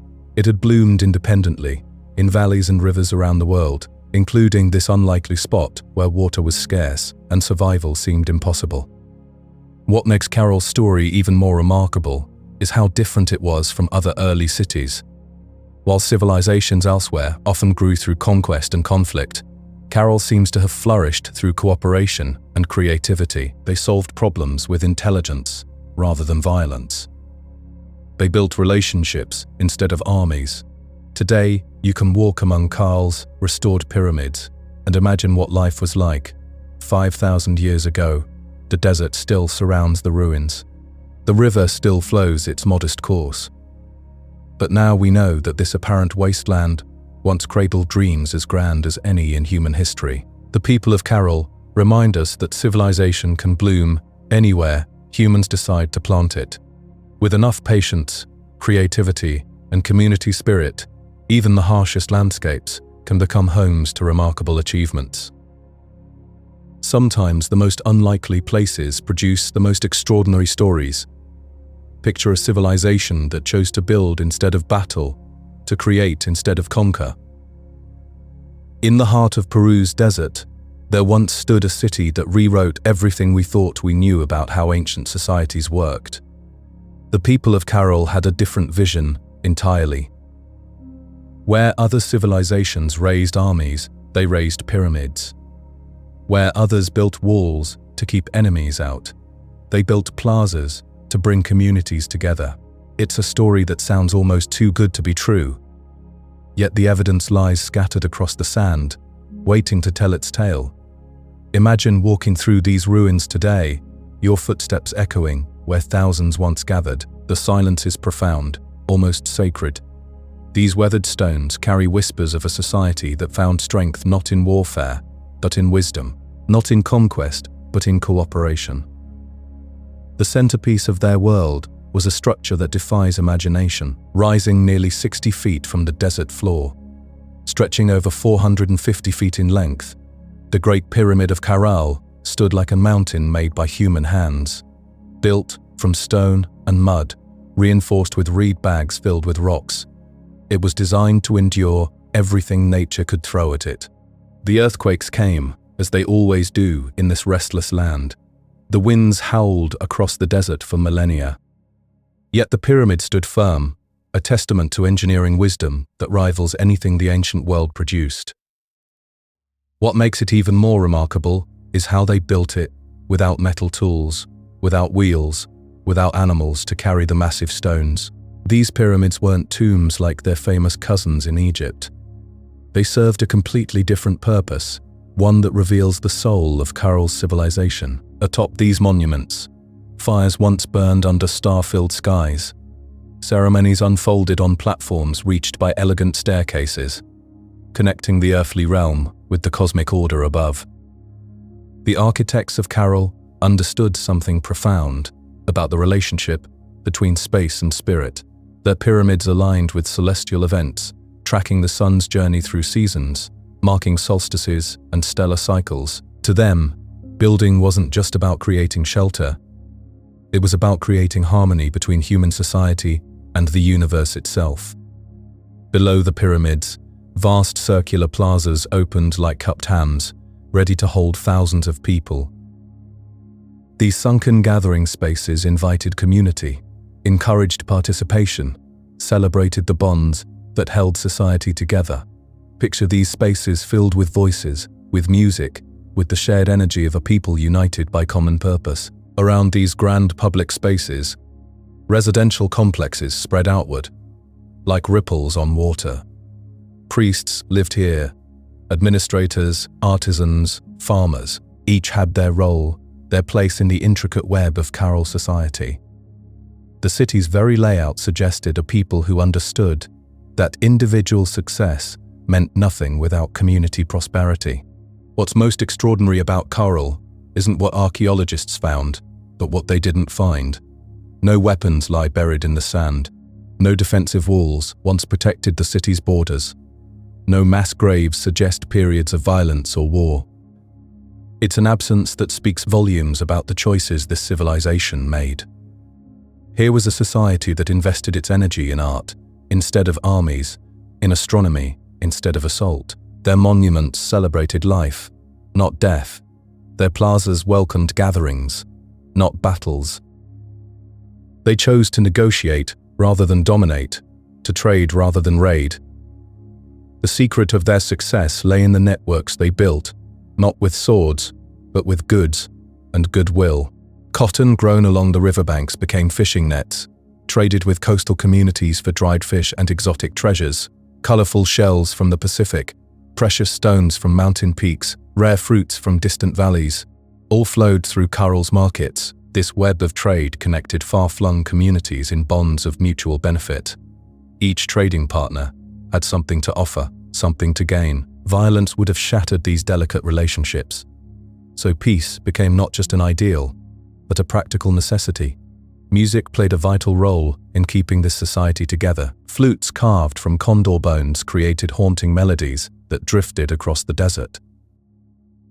Drums made from deer hide provided rhythms that seemed to echo the heartbeat of the earth itself. These sounds filled the plazas during ceremonies, connecting individual lives to something larger than themselves.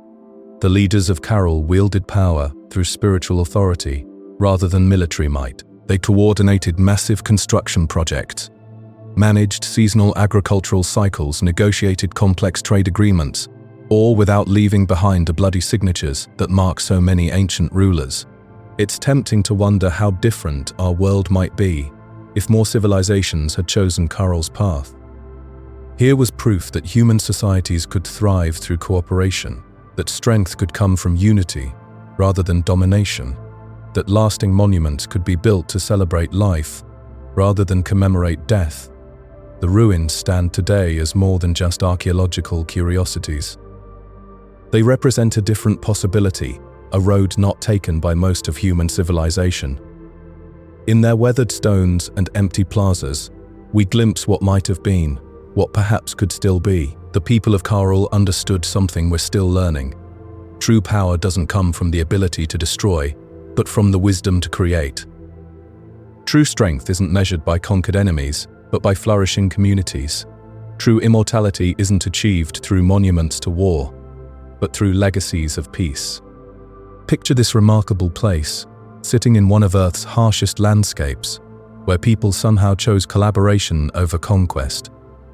While other civilizations were busy fighting wars and building empires on the bones of their enemies, the folks at Carol were doing something completely different. They were creating something beautiful, something peaceful, something that makes you wonder why more ancient societies didn't follow their lead. You see, when archaeologists started carefully brushing away thousands of years of sand and dust, they found something extraordinary. Not weapons of war, not terrifying statues of bloodthirsty gods, but musical instruments. Flutes made from the hollow bones of condors and pelicans, whistles carved from deer antlers, little drums stretched tight with animal hides. These weren't just random objects tossed aside by time. Each one was crafted with incredible care, tuned to specific notes, designed to carry melodies across the wide plazas where people gathered. In a world where no one had figured out how to write things down yet, music became their universal language. Think about it for a moment. As the sun started setting over the desert, you'd hear the deep, rhythmic thrum of drums beginning to rise.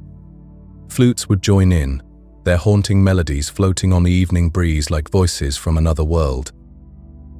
Hundreds of people would come together in those sunken plazas, their feet creating their own percussion against the ancient stone. Above them all, fires would flicker and dance on top of the pyramid platforms. Priests, dressed in garments woven with patterns we can barely imagine today, would raise their voices to honor the gods of the river, the earth, the countless stars beginning to appear overhead. In those magical moments, Carol wasn't just a collection of buildings and streets. It was something alive, something that breathed with the rhythm of drums and the whisper of flutes.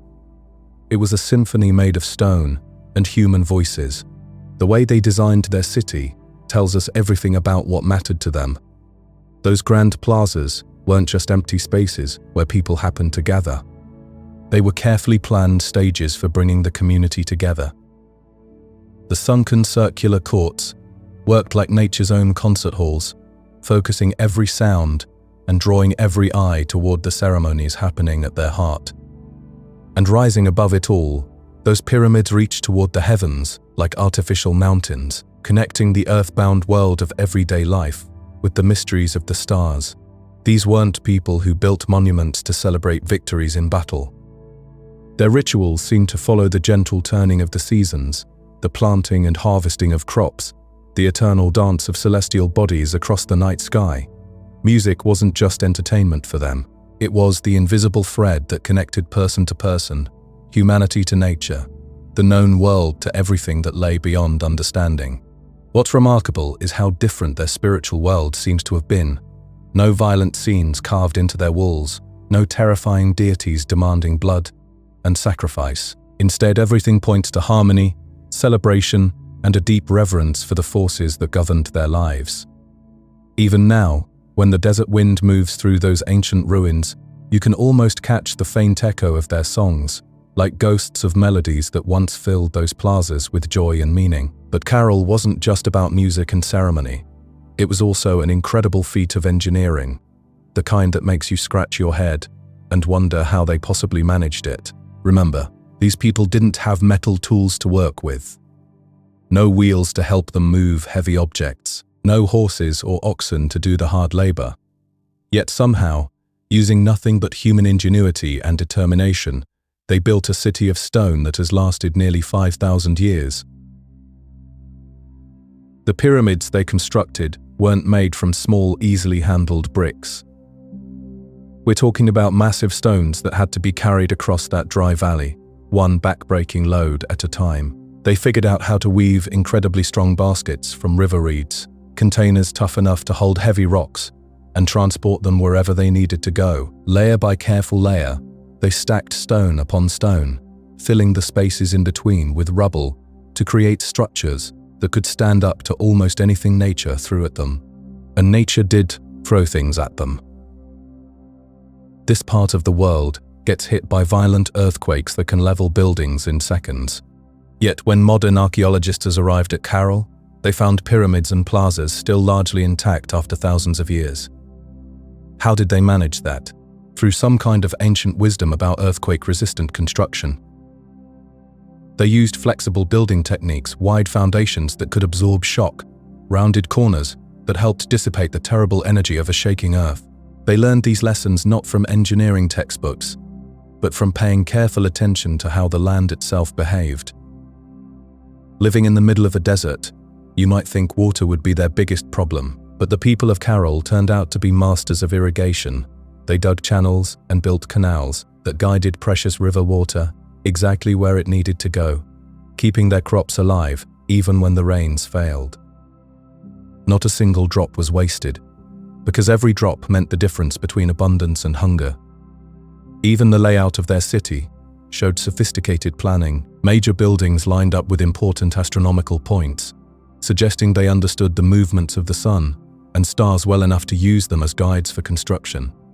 Those sunken plazas, with their precise geometric shapes, weren't just gathering places. They were like giant instruments for reading the heavens, helping priests and astronomers predict the changing seasons that meant life or death for their crops. When you step back and look at the whole picture, you see a complex society that managed to balance so many different needs. Residential areas where families lived their daily lives, administrative centers where decisions got made, sacred spaces where the community came together to honor their gods. Everything arranged in harmony, everything serving both practical needs and spiritual purposes. This was a civilization that chose cooperation over conquest, harmony over violence, careful planning over random growth.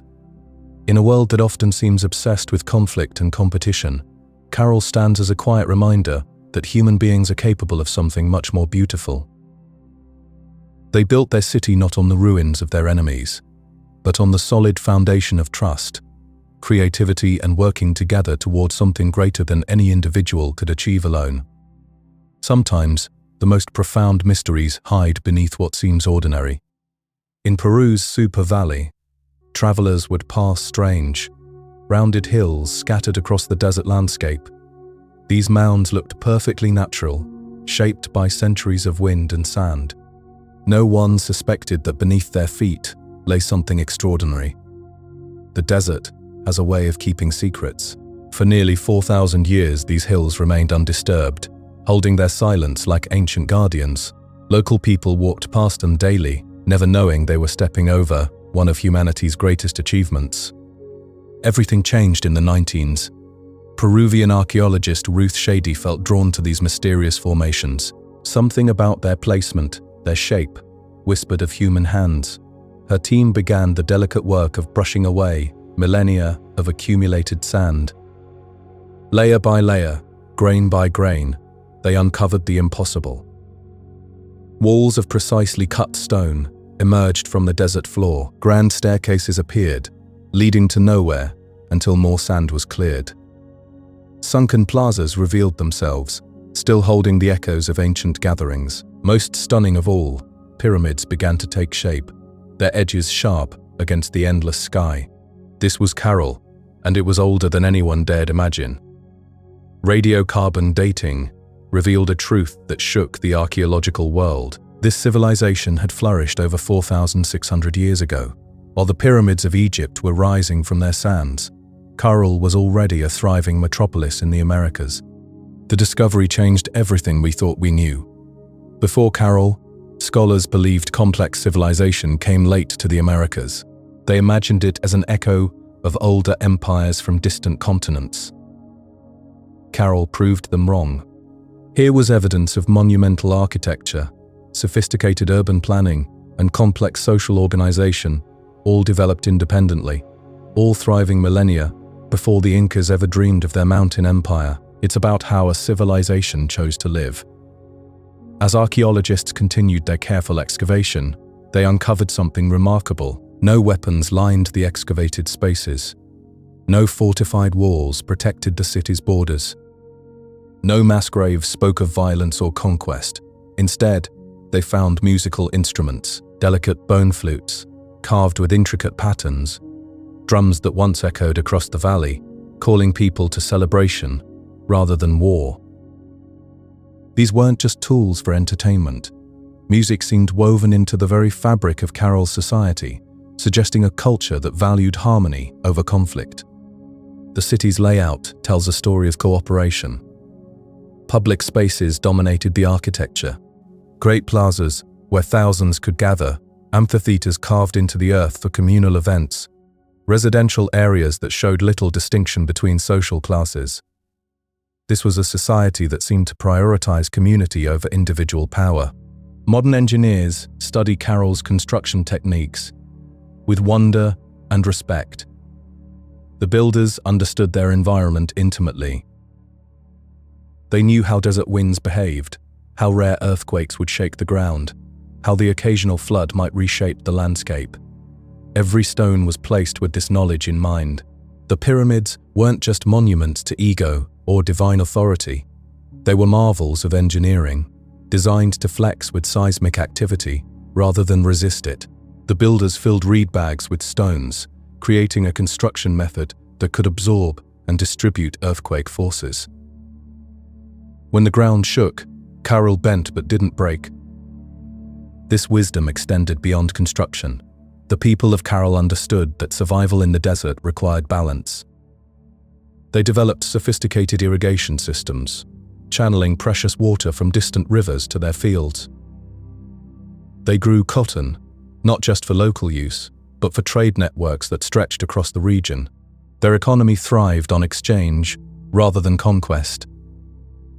Cairo became a hub, where goods from the mountains met treasures from the sea, shells from the Pacific coast, precious stones from highland mines, exotic foods from fertile valleys. All flowed through Cairo's bustling markets. The city's prosperity rested on this careful balance between human ambition and natural limits. For centuries, this formula worked perfectly. Cairo grew and flourished, its influence spreading across the region without the need for armies or forced expansion. Then, as quietly as it had risen, Cairo began to fade.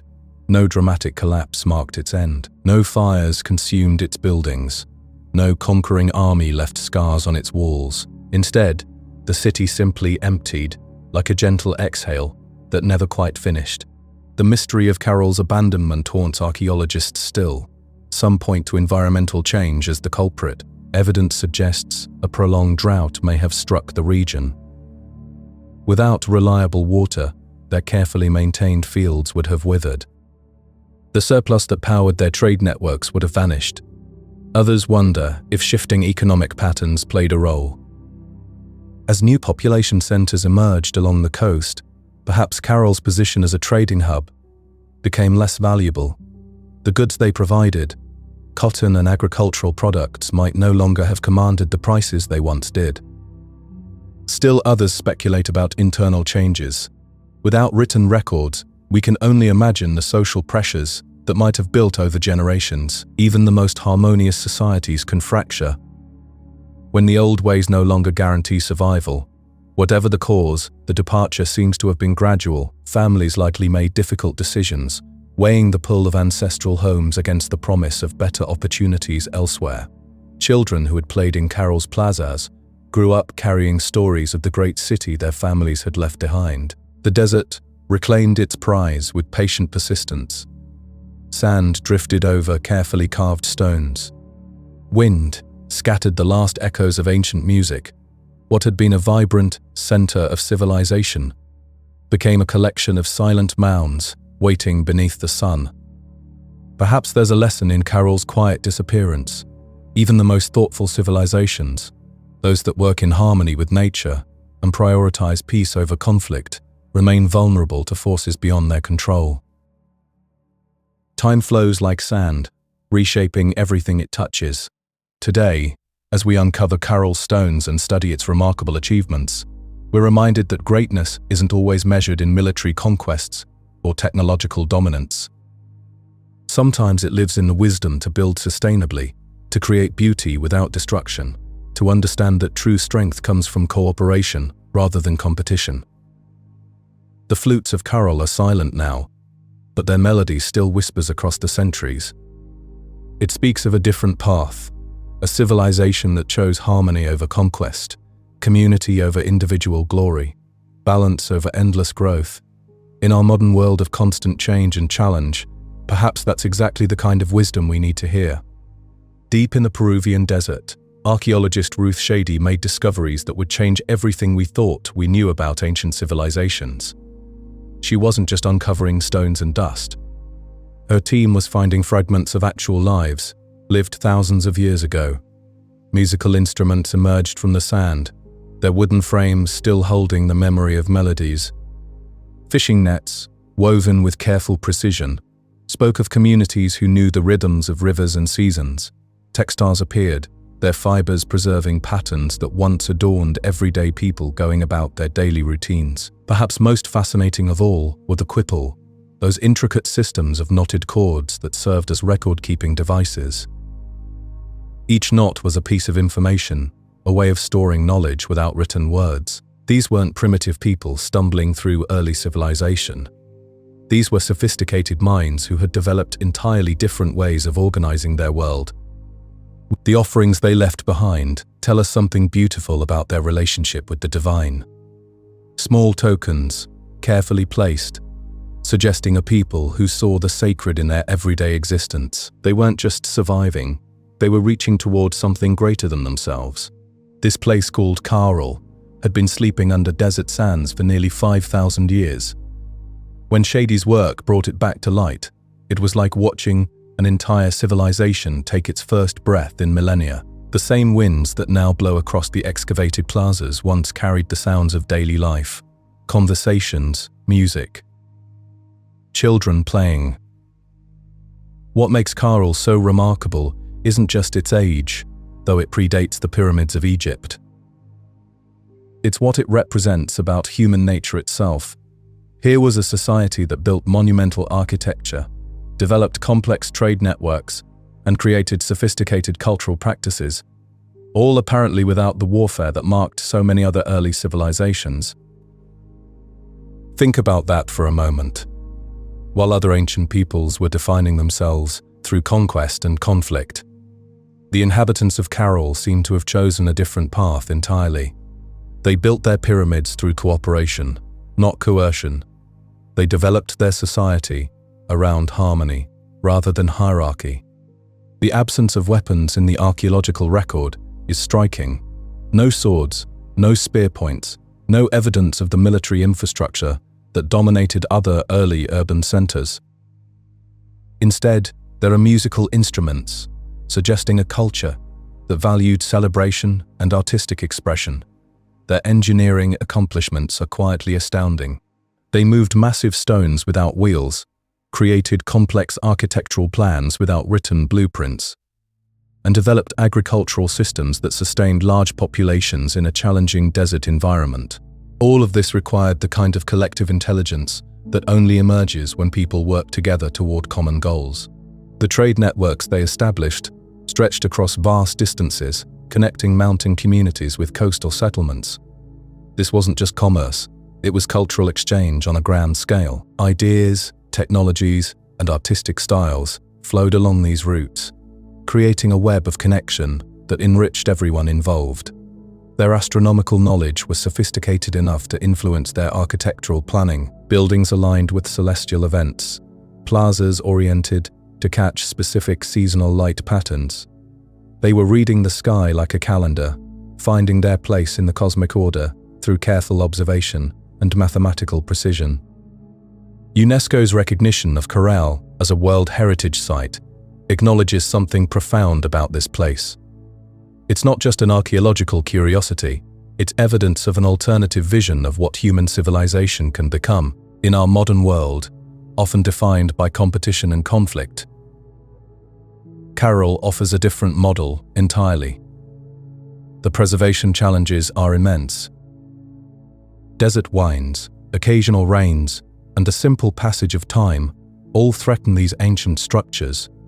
But there's something poetic about stones that have already survived 5 millennia, patiently waiting for someone to understand their story. Walking through Carroll today, you're struck by the intentionality of everything. Nothing feels accidental or hastily constructed. Every plaza, every pyramid, every residential area seems to have been planned with care and purpose. This was a community that thought deeply about how they wanted to live together. The residential areas reveal intimate details about daily life. Kitchen spaces, storage areas, sleeping quarters arranged around courtyards where families gathered. These weren't just buildings, they were homes where people loved, argued, celebrated, and dreamed about the future. Children's toys have been found, simple objects that connect us directly to the universal experience of play and learning. Parents 5,000 years ago were concerned with the same fundamental things that occupy parents today, creating safe spaces for their children to grow and explore. The textiles they produced show remarkable sophistication in both technique and artistic vision. Complex weaving patterns, careful attention to color and texture, evidence of a culture that found beauty important enough to spend precious time and resources creating it. Perhaps most remarkably, Carroll challenges our assumptions about the development of human civilization itself.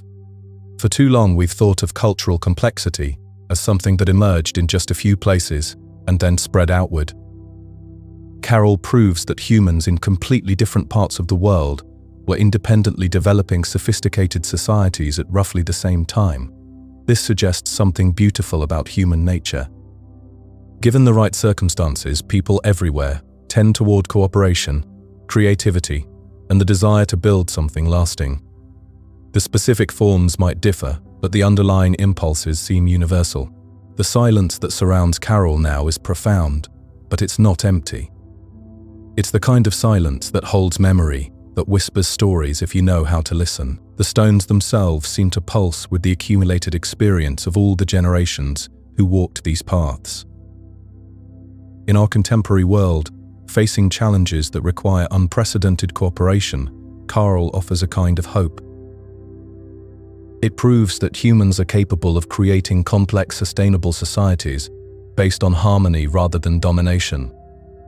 The people of Carroll found ways to thrive in a difficult environment through collective intelligence and shared purpose. Their legacy isn't written in conquered territories or defeated enemies. It's written in pyramids that still stand, in irrigation systems that transformed desert into farmland, in the quiet testimony of a people who chose to build rather than destroy.